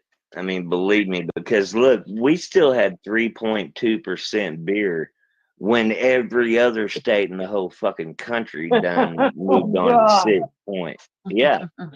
I mean, you know, they call this the buckle of the Bible Belt right here where I'm at. So right. Right? Yeah. It was tough, and it took them a long time to get it pushed through. And a lot of them are trying to push recreational right now, but the ones that the original ones that pushed through medicinal don't want that because they said the quality of everything and it'll all go to shit. Oh, no, it doesn't. They got some strong shit well, in the see, shop and stuff. well, see, I will contest to that because I actually have a lot of allergies due to lupus, and I can't handle marijuana if it's been pushed chemically. I get a severe reaction from yeah, I'm not into genetically modified shit, and almost all of it is now. Yeah. Yeah, most of it is hybrid. Yeah, super hybrids and shit. Right. Yeah, that's the unfortunate part. Like so it's like, I'll be taking it for pain or whatever, and it just intensifies my pain. I'll even get like a headache off of it.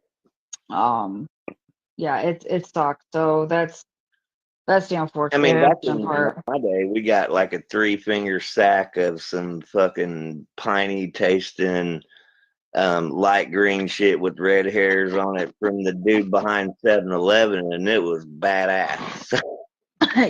Yeah, and it no wouldn't tears, man. Hell yeah. But see, I think I think for because Michigan has dispensaries, because you're legal for your state legalized for rec too, right? We got one on every corner. But see, I think Michigan has it too, where they cannot push chemically. Am I correct with that, Karma? I don't know. What's a hybrid if it's not chemically? I don't know. I've only bought gummies. Okay. My brother and my nephew grow it, so. I had 2 plants a couple years ago. Got 3.5 pounds off of it. Damn. Wow. They were like 8 foot tall. They were. Had to saw them down. Damn. My nephew's got he knows all this worm and that vitamin, and he knows it all. But he doesn't grow it anymore because it's cheaper just to get it at the stores now. Yeah, see, that's what recreational, I think that's why the people that are so big on the medicinal stuff here don't want the recreational because of what it does. Mm-hmm. And one of the problems that we've seen here is that a lot of Chinese farmers come in here, and a lot of them illegally, and they set up total illegal operations, and they push that shit through the dispensaries like in high quantities. Oh, and it screws it very high quantity. Yeah, and it screws it up for the people that are actually trying to do it on a legitimate level. So, and then a lot of that shit ends up on the black market anyway. So yeah, people aren't buying it from growers now. They just go to the shop and it's just as cheap there. You can't grow it for what you can buy it for in the shop. Yeah. Dispensary, whatever you want to call it. Mm-hmm. Yeah, from what I'm reading, it's what in Michigan you can have up to 2.5 ounces of cannabis in public. In public? Yeah, that's what I'm reading for the cannabis law in Michigan. 2.5 ounces. Damn. Mm-hmm. In public. They're saying you can have Damn, what the fuck are you gonna do with 2.5 ounces in public? Shit, that's one hell of a party. Shit. Hundreds of people there. Yeah. Yeah, it's saying It's saying you can grow up to 12 marijuana plants, and Yeah, 12 yeah. per That's person. I mean, that's for 2.5 ounces. Wow. Yeah, that's what. So, Yeah, I thought it was an ounce. So you can have 2.5 ounces of cannabis in public, and then you can have 10 ounces. It's allowed in your home. for personal. Yeah, if it's I think it's something like available. Mm-hmm. So because if you keep it in the freezer, it's not available if it's frozen. Is that you can't smoke 12 plants of each cycle of cultivation, or is that 12 total? 12 total per person. Mm-hmm. Okay. So So a husband and wife team can have 24 in each cycle of cultivation. So yeah, no, ours it's just 12 plants general. that's still a lot more weed than I could smoke. Right. Me too. I couldn't even smoke the 3.5 pounds I got. Have you ever tried? Have you ever tried Rick Simpson? Plane ticket, and I'll come and help you, Karma. Okay. Have I ever tried what, Linda? Have you ever tried Rick Simpson oil? RSO? No. I don't know, like if you deal with any type of illnesses or pain or anything, but I know Michigan has Rick Simpson oil at the dispensaries. They sell it in diabetic syringes, and that's how you measure it. Yeah, that's how you measure it, is by the cc. So there's like a diabetic syringe is normally like 10 cc's, and if you ever do try it, you want to start out like really slow, like small, like a grain, like a maybe half of a grain of rice of a measurement, half a cc, because that shit is potent. But I used to take that a lot, and yeah, it's a miracle, I tell you. Rick Simpson is actually an actual person who cured his skin cancer with Rick Simpson oil. I've heard of him. Mm-hmm. I'll have to try it. Yeah. You know, if you have any type of like any type of like weird like skin moles or whatever, or you know, they look like they're changing, or you know, what you can do is you can mix some Rick Simpson oil with some coconut oil as the cofactor, and just rub it on there, and yeah, you'll see a difference. I've done that a couple of times, and but I also took it orally too, and yeah, that stuff is they call it the liquid gold. You should read about it. It's interesting for sure. Yeah, I'll look it up. But that shit's potent though.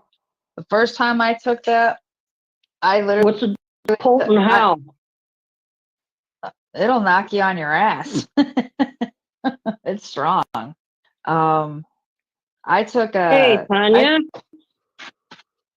I took 5 cc's of it the first time because they didn't tell me how to measure it out. Normally the dispensaries, they don't. And so I stopped and got myself like a Hershey's bar, because you do have to take it with something. I mean, the shit is like very tarry. And I took 5 cc's of this. It didn't hit me until like 2 hours later. Oh, and I was in the middle of cooking dinner. Oh yeah, I couldn't do it. I was in another world. That's how I don't know after I eat a few gummies. Yeah, I'm like, I don't know if I need an ambulance, the hospital, or I just need my bed. I don't know what to do with myself. I was sweating, I was flushed. Oh, that was horrible. And there's nothing you can do. How many milligrams of the gummies, Karma? What's that? How many milligrams of the gummies that you like? 200. 200. Yeah. Okay. So that's 400 milligrams that you take. Yeah, that's a lot. Yeah, I eat 2 of them, and I'm laying down for a little bit.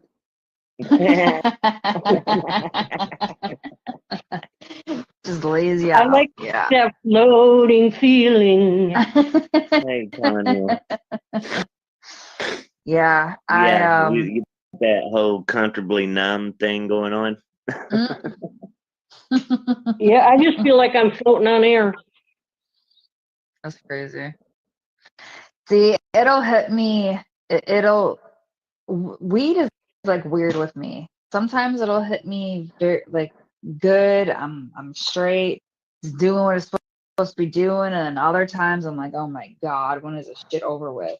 And it just, I don't know why it does that. I really don't. Especially if I take it orally, either with tinctures or the Rick Simpson oil, and then I'm stuck for like 6 to 8 hours, just heart racing and panicking, and I'm like, this is not fun at all. I don't know how to get out of this bullshit. My nephew takes capsules and just puts shoots the tar in the capsule, puts the capsule together. That should have me floating. Just taking one of them. Oh, wow. Going, damn. I said, how strong are these? And he goes, oh, about, because they make gummies there too. He says, oh, maybe 3 gummies. And I go, okay. It was more like 10 gummies. Shit. I wonder if man, you gotta make them less strong for me. But that's easy. Just swallow it like a pill, you know. I wonder if that's the Rick Simpson oil that he's given you. Because you said it's like a tar, right? Yes, it's very thick. Yeah, I wonder if that could be the Rick Simpson oil then. Like I told you, it'll knock you on your ass. Well, he makes it out of his pot. Oh, well then yeah, that's probably Rick Simpson oil that what he's making then. Yeah. Oh. You can make it. It's a pain in the ass if he does, but I mean kudos to him because he makes gummies, he makes these little pills. He can make dab. I don't know what the hell that is, but I know I take one token, I have to lay down. Yeah, that's what I was gonna say. That'll knock you on your ass too. Yeah, I have to sit down. I can't. It's just like, whoo, that's like too much. Yeah, they gave me so if you spent over a certain amount at the dispensaries at the last state that I lived in, then they would give you like some free shit, right? And sorry, y'all. And they gave me this stuff called moon rocks. Oh, good lord. Oh yeah. So basically, it's it's oil, and it's rolled in keef. Oh, for Christ's sake! I think it was like 98% THC. Oh Lord. Yeah, I'd be floating for sure. Tanya says that's what it does to her too, Luna. Not enjoyable for her. Oh yeah. No, it's definitely like I said. Some days it hits me fine, other days, and I do mainly like CBD with like a little bit of THC, but even with that, I mean, it's like, damn, you know, I'm like, I don't know what the hell is wrong with me. And I always used to be like that, just with straight weed back in the day too. I'd be paranoid as shit. When you first start smoking, that's usually what happens, but I don't get paranoid anymore. Yeah, I don't know. It always. I have a friend whose son has autism, and he would have like really bad seizures, and they moved out of Oklahoma. This was before it was legal here, and just so that he could get treatment with CBD, because they would travel and found out that it would calm his seizures, and in a lot of cases cause him not to even have any at all, and he was having these violent seizures. So they moved to Colorado when it all first became legal there, and they called themselves cannabis refugees, and having to leave Oklahoma to do this, and so they started a whole page called Austin's Journey and everything, and it told the whole story, and thousands, tens and thousands of followers, and so many different families that had the same story with this, that it would quell these seizures, but their state would not let them get it for their kids in any way, shape, or form. So they had to leave and relocate to another state to get it. And she was recently able to move back to Oklahoma when it became medicinal here. And this was like finally back home again. And, now we can treat him, without the fear of going to jail or anything else. But that was a really interesting thing to follow. So, yeah, a lot of people take CBD oil. In fact, I got some for my dog. Yeah. So have you heard of the strain Charlotte's Web? Yeah, that's what it was all about. That's what the whole thing was all about, Charlotte's Web. Yeah. And do you know the story behind that? Yeah, because of Austin's Journey, I know. Yeah, Charlotte Web. Charlotte.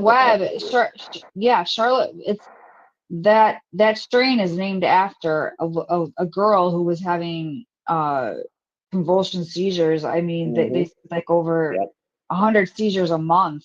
That's the same shit Austin was going through. Yeah, that's the strain that they named her after. Yeah.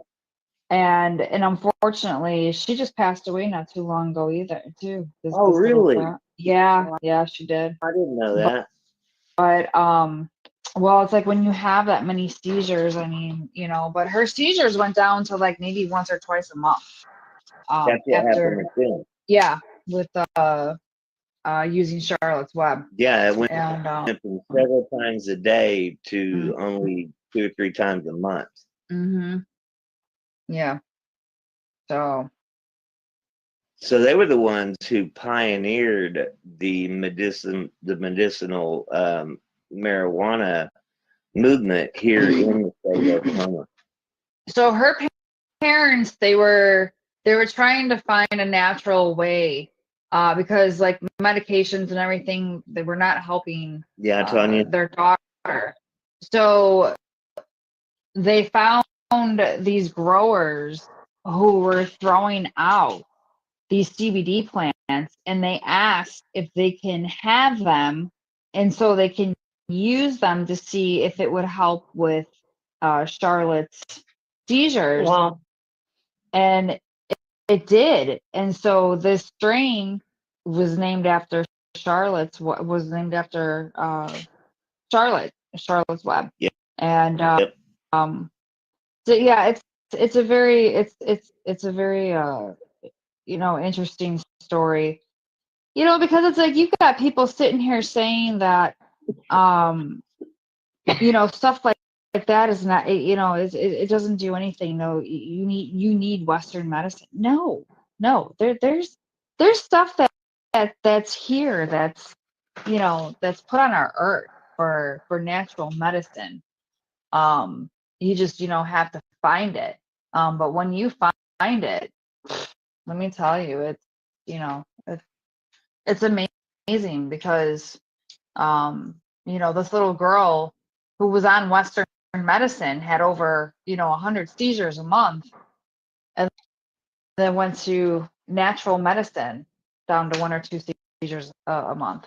I mean, it's incredible. Yeah, I kind of believe in integrative medicine, holistic and traditional. Right. Yeah, I do too. I mean, unfortunately, I've done a lot of holistic. I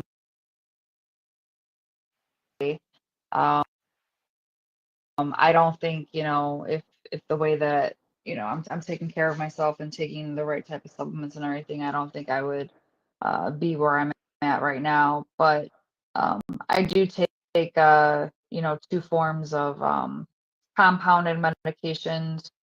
One being an HRT, because unfortunately lupus put me in early menopause, and then I take this other medication called low dose naltrexone. I don't know if you've ever heard of that, Karma. No, not really. But at a higher dose, it's called naltrexone. So if you go like above like 50, 60 milligrams, it's basically treated for people who are getting off of like barbiturates or like alcohol. And then at a lower dose, that's why they call it low dose. So right now I'm on 4 milligrams, and for the last 20 years, there's been studies. It's called low dose LDN .org LDN.trust.org.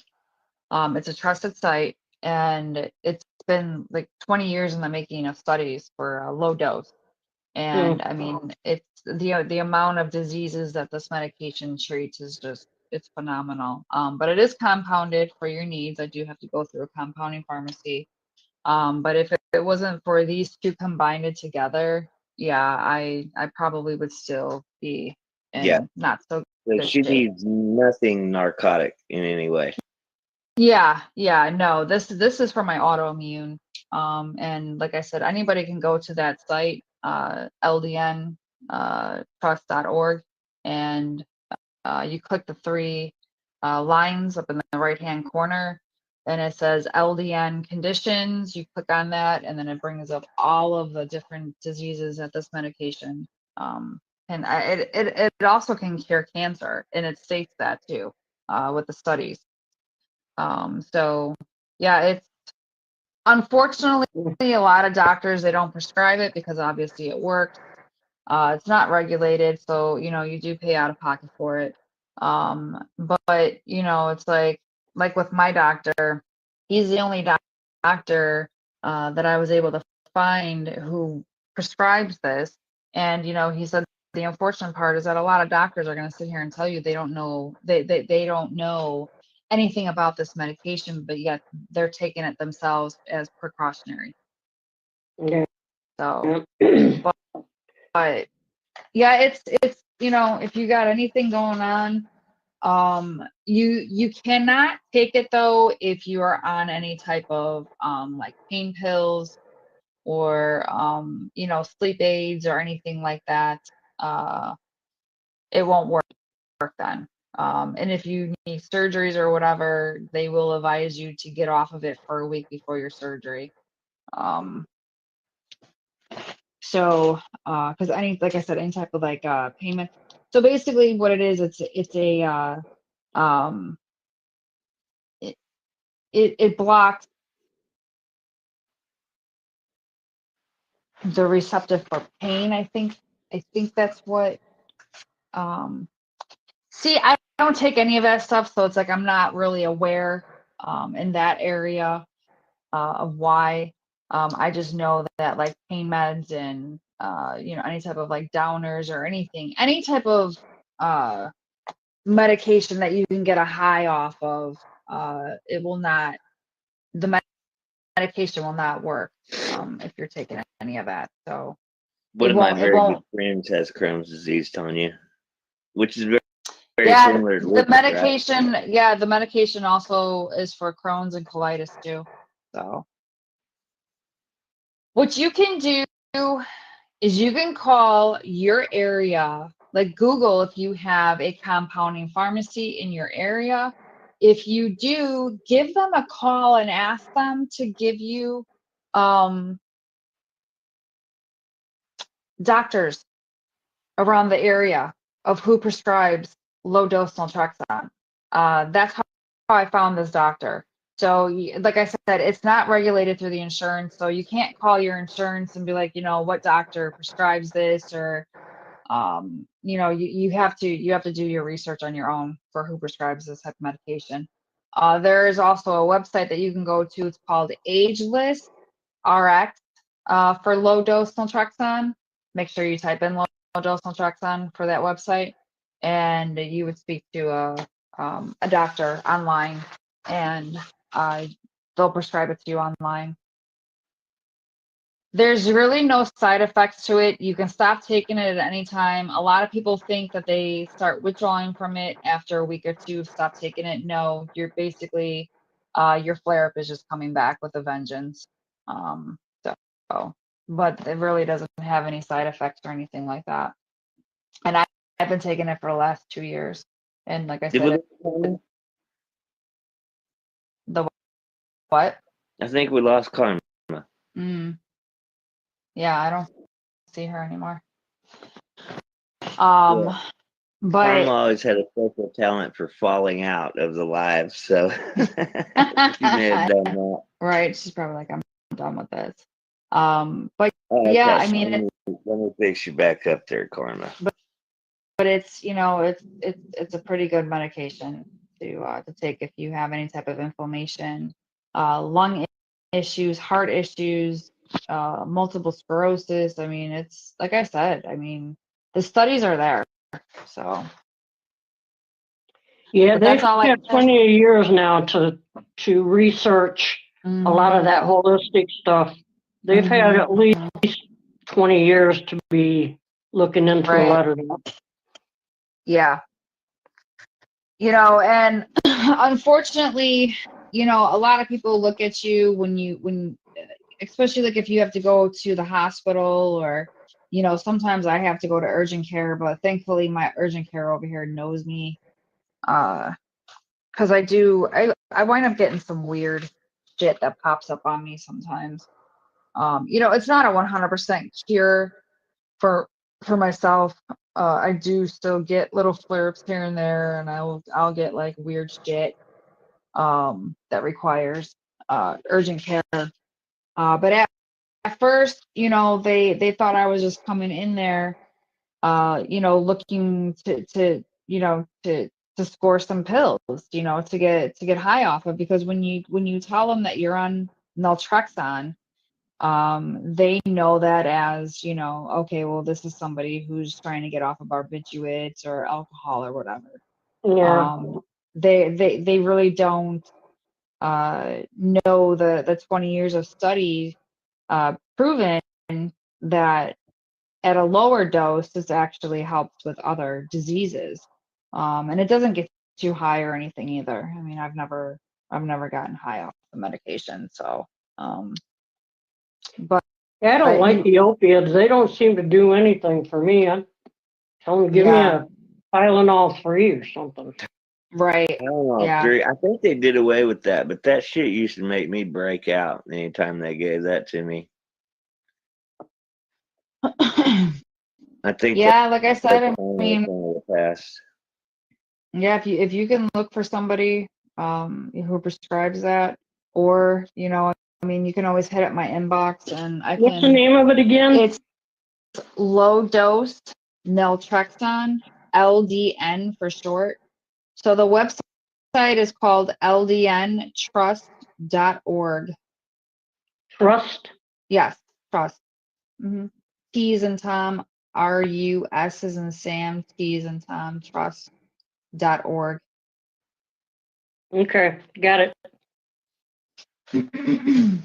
But if you ever need you know, help or anything with you know, trying to find doctors in your area, I can always help you too. And then I can always send you that website that's called Ageless.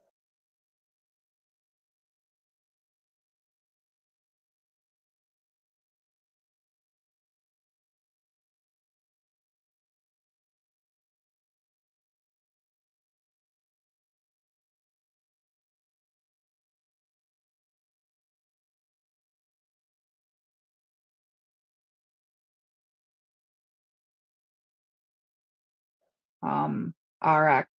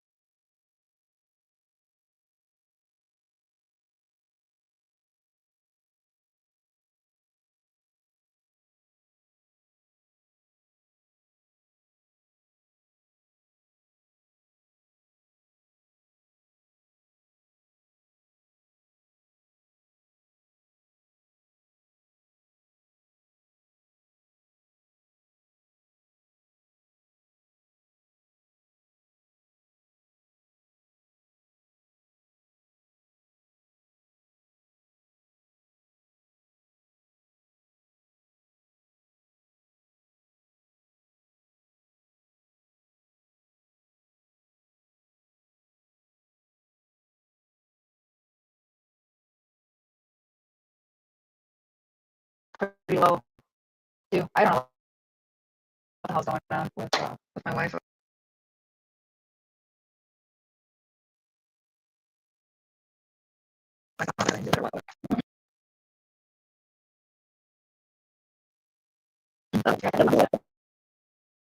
Big hacks today around a lot of the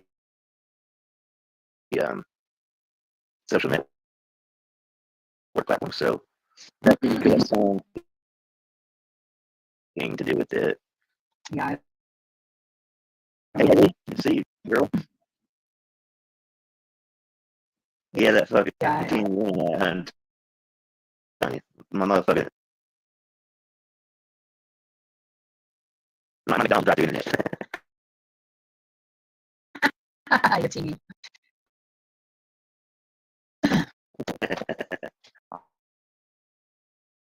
I have the best type of I don't know how it's called the fiber optic or what is it called? Yeah, the fiber. I don't know why it happens. I can't explain it. Yeah, I'm like.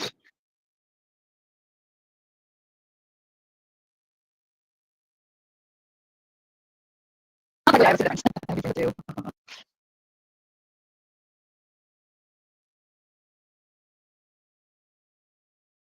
It's just the same one, I guess. It's the sound of the door. You remember that? Yeah.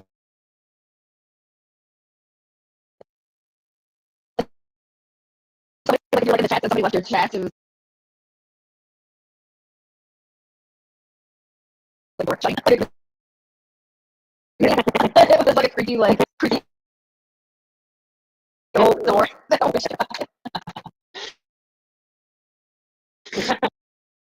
Yeah.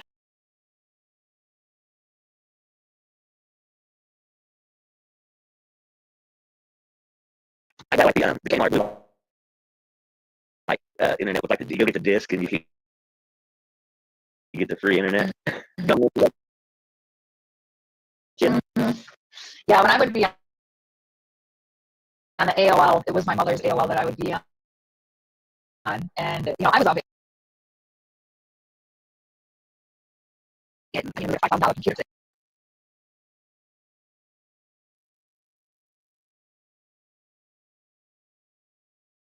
And so she didn't want me on it, but so like at night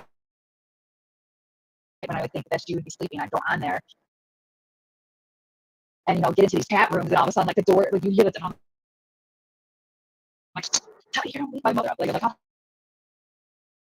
do you turn the volume down on this shit? It always take me forever for that to turn the down, and all of a sudden I hear all of a sudden my mom, you want my goddamn computer? No, I'm not.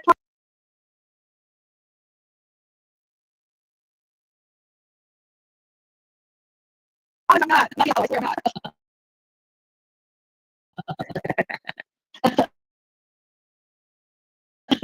Yeah, those chat rooms, let me tell you, those are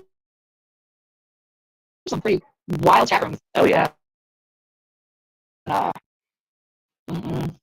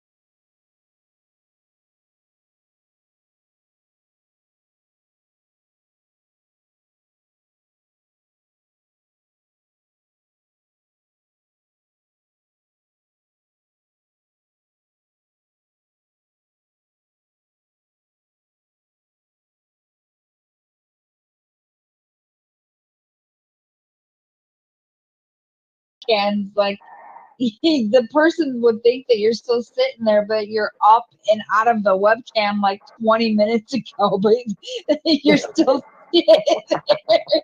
because the shit was so slow back then. Yeah.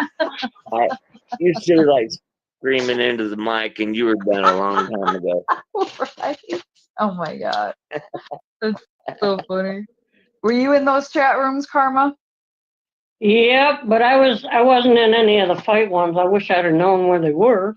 I'd have joined the team. Let me at 'em. Right.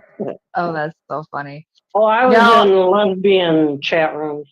Lesbian chat rooms, yeah. I don't know. I would just be in chat rooms, whatever the hell popped up, I'd get in there and like, try to have like some conversations, whatever, before my mother would start screaming at me, and then I would get off. But yeah, I remember because at the time I worked for attorneys, and I had my little, my little chats all set up on my computer at work too, and I'm all trying to like, chat it up with people, before my boss would come to the front, and like I'm just like, oh shit, I gotta get off of it. And they were addicting, I would say. Those chat rooms were they were yeah. Oh yeah, that was a lot of fun. Yeah. Yeah, they were something to look forward to, I guess, Like every category you could think of. Yeah. Oh yeah. There were so many of them. God. I don't know. Like, are there chat rooms like that? I don't know. I would think shit like that still exists, right? I mean, I've never seen them. I hadn't either. I mean, I guess this would be the equivalent to it right now. Right. As like a chat. Right. Yeah. Yeah, I guess. But lives are basically now nothing but fucking drama shit. So it's not even fun. Like that stuff back in the day, that shit was fun. It was. Yeah. It was. And I've never been on like any of these. Honestly, my first time being on a dating site, and I put this on everything, was when I first started decoying. That was my first time ever on a dating site. And so, but my one girlfriend, this was like over like 20 years ago, when they had these dating sites where they were voicemails. And you would and the person would call your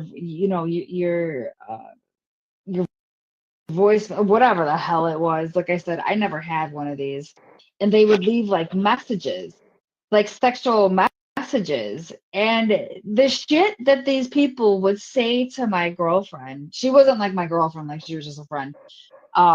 Oh my God, the most craziest shit, like what they wanted to do to her. Like we would go out for the night, come back home, sit and we would sit in her car for a little bit, just shooting the shit, whatever, before I would go in, and like we would just be laughing our asses off with these guys that would be leaving these messages of like what they want to do to her toes or armpits or fucking nostrils, all this shit. I'm like, and this is what you like? She's like, this is the most funniest shit ever. I'm like, but do you get off on this shit? Like, do you meet these guys? She's like, hell no, I don't meet them. She's like, I just think it's funny. I'm like, I don't know, man. I'm like, fucking guys on there like a weirdest shit. But they had like some weird stuff back then though, for I don't know. Like they have like the dating sites and stuff now, whatever, but I mean, you just message each other, but like stuff like that where you would leave messages, of like, hey baby, I just wanna, stick my big old thing in like either fucking ear or nostril, and get those nose hairs for you. It's like, what? Oh, this guy just fucking say, okay. What the fuck? Like this guy, I had a whole fetish. From Plenty of Fish. I don't know. I mean, I'm sure everybody's probably familiar with Plenty of Fish by now. But oh, that dating site, Plenty of Fish. Yeah, you know that one, Karma? Yep. Never been there, but I've heard of it. Oh God, man, I had some fucking horror stories from hell from that one. Ooh, Well, is it worse? Is it worse? Is it worse than what you just went through, or what? Oh man. I mean, it was like, I mean, there was never ever, they were never ever what they were supposed to look like. Yeah, so yeah, it was a catfish thing most of the time. Yeah, Never I was on there. I what said they I'm look like looking in for. my I said picture. I'm looking for my femininity and blue jeans. Someone You call who your ex on Plenty of Fish, Haley? What did Haley say? She said she caught her ex on there. What were you saying, Karma? I was saying I was going to meet someone at a restaurant anywhere. And I said I was looking for my femininity and blue jeans. Somebody who's naturally feminine but can go out and romp around the mountains or whatever, you know. Right. Uh-huh. And I end up meeting her, and she comes in with like this red and black hunting jacket and the cap to match where the things go over your ears. No. Was she looking like? Is that what you see as femininity in blue jeans? That's not exactly what I had in mind. Was she looking like the Undertaker or what? Because that's what it sounds She like. looked like she just came out from deer hunting or something. I don't know. But the hat with the flap over the ears that are red and black just to match your shirt or coat or whatever. It's like, oh my God.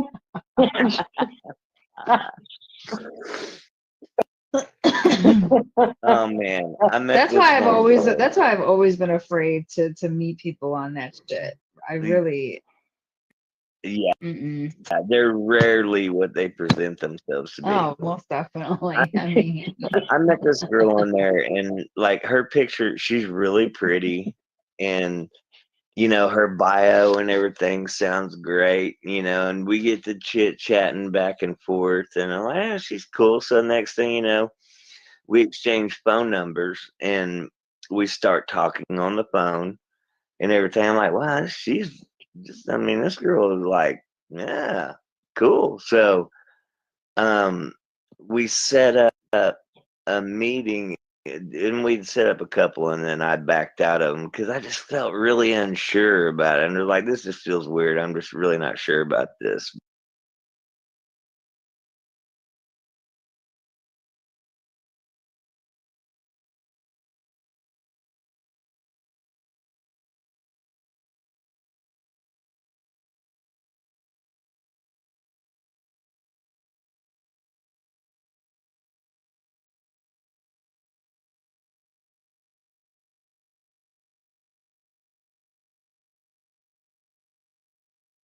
But so finally,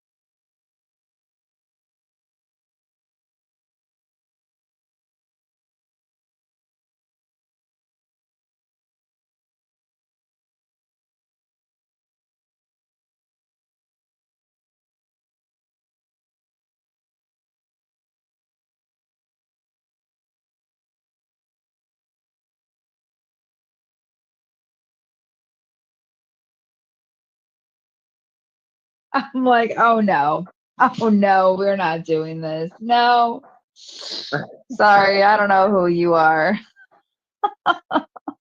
And I hightailed my ass back in the office. I was like, oh my God, never. And I didn't. I mean, like, appearance is the first attraction, right, Karma? Like, yeah. I mean, it's the first thing you see. You either feel the energy or you don't. Yeah, I mean, when you look like you haven't seen the sun in like 20 years, you got black circles under your eyes and you're half freaking bald, I'm like, no. Especially if they presented themselves as something different than that. Right. Well, I don't even know. I don't even think. I mean, I think it was just talk, whatever, and meet, and I'm just like, oh God, no, I'm sorry, I can't. But I'd have been pissed at you too if you stood me up.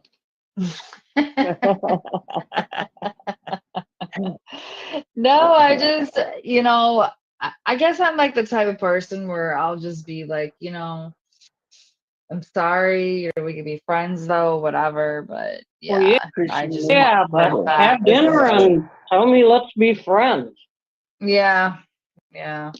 Well, this was just supposed to be like a simple like hi, whatever. I was still at work, so yeah. But I'm just like, no, this is not. This is not happening. I was kind of trying to get laid.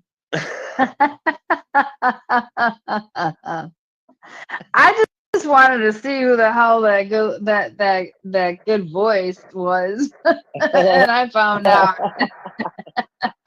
Can't go only by those voices. The wrong body. I'm telling you, that is like the worst. It's like when you have that voice, and then you're like, what? It's like a name, right? It's like you should not be named that. Like your name just does not fit you. How does this voice? It's like your voice does not fit you at all. Like your voice, I can have like sexual fantasies about, but you, no. I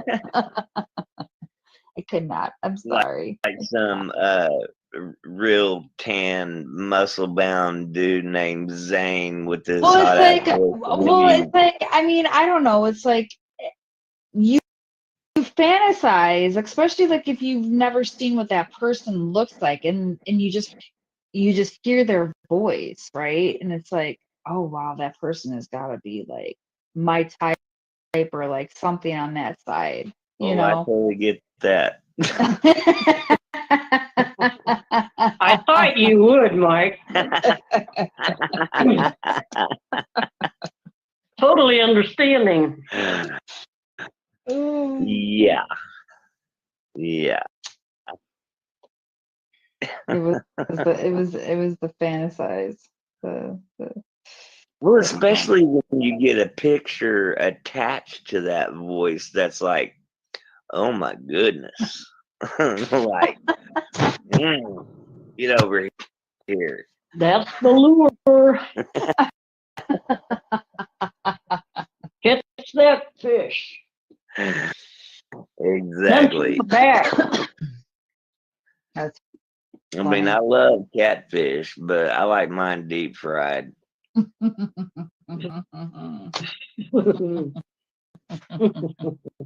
I wouldn't go too far with that deep fried there, Mike. Seems like your ass got deep fried for sure.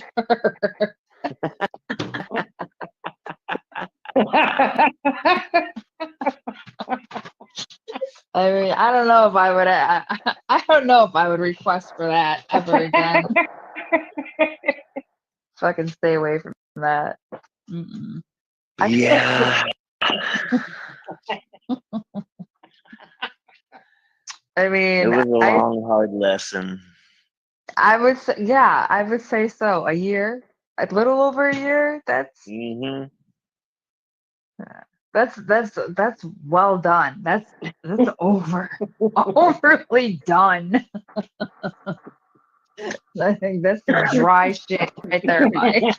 You know, it's weird how that works too, because like you're so drawn in and taken by that and the whole thought of it and what you believe it all to be, and it's maintained on a daily basis, and you grow into it, you know, and it's like all of this is legit for real, and you're like you're living it at this point. They call that midlife crisis. Or stupidity, I don't know.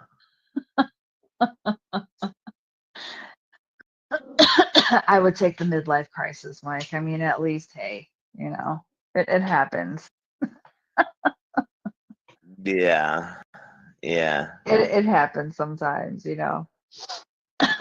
You know, I would say looking for love in all the wrong places, but the thing was, I wasn't looking for anything when that happened. I was completely content in my life and rolling along doing my thing, and then along it's like, yeah, she was looking.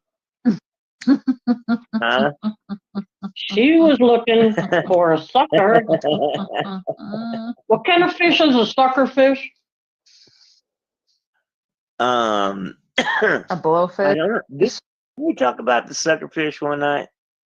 What? Sucker. Looks like a dog. A sucker fish? Oh wait, a sucker fish. Oh, it's a starts with a P, right? It's a Are you asking for the name of it, Karma? No, I just wondered if he knew what a sucker fish was. No. Oh yeah. Yeah. Part of my Is Mike joke. yeah. Mike, you're the sucker with the fish. Okay, wait. Karma, are you calling me a sucker? Yes, I did. Okay, I had She that threw coming. the lure out, and that sucker just jumped right on it. But there's been suckers before you and after you, so. Man, I'm telling you, hook, line, and fucking sinker too. Yeah, you swallowed it. I did. Yeah. I swallowed that shit. Without ass too. I mean, god damn. I know. Oh, right. I think you swallowed the whole damn fish. And the rod too. Every bit of the line and the rod. Hey, the rod too, yeah. Yeah. And the fisherman. That was the most expensive caviar you ever had. No shit. Definitely was. Damn it. Well, I can't even play that game. Your wife had to come along, Mike, and steer you in the other direction, I guess. My new fake wife? Yeah. Your new fake wife had to come and steer you in the right direction, I guess. Mike, before we went live, right? Mike's like, I gotta tell you that they're gonna come in. I don't give a shit. Let them come in, however, whenever. I don't fucking care. And then they started coming in. I'm like, Mike's fake wife. Okay, ooh, got something else.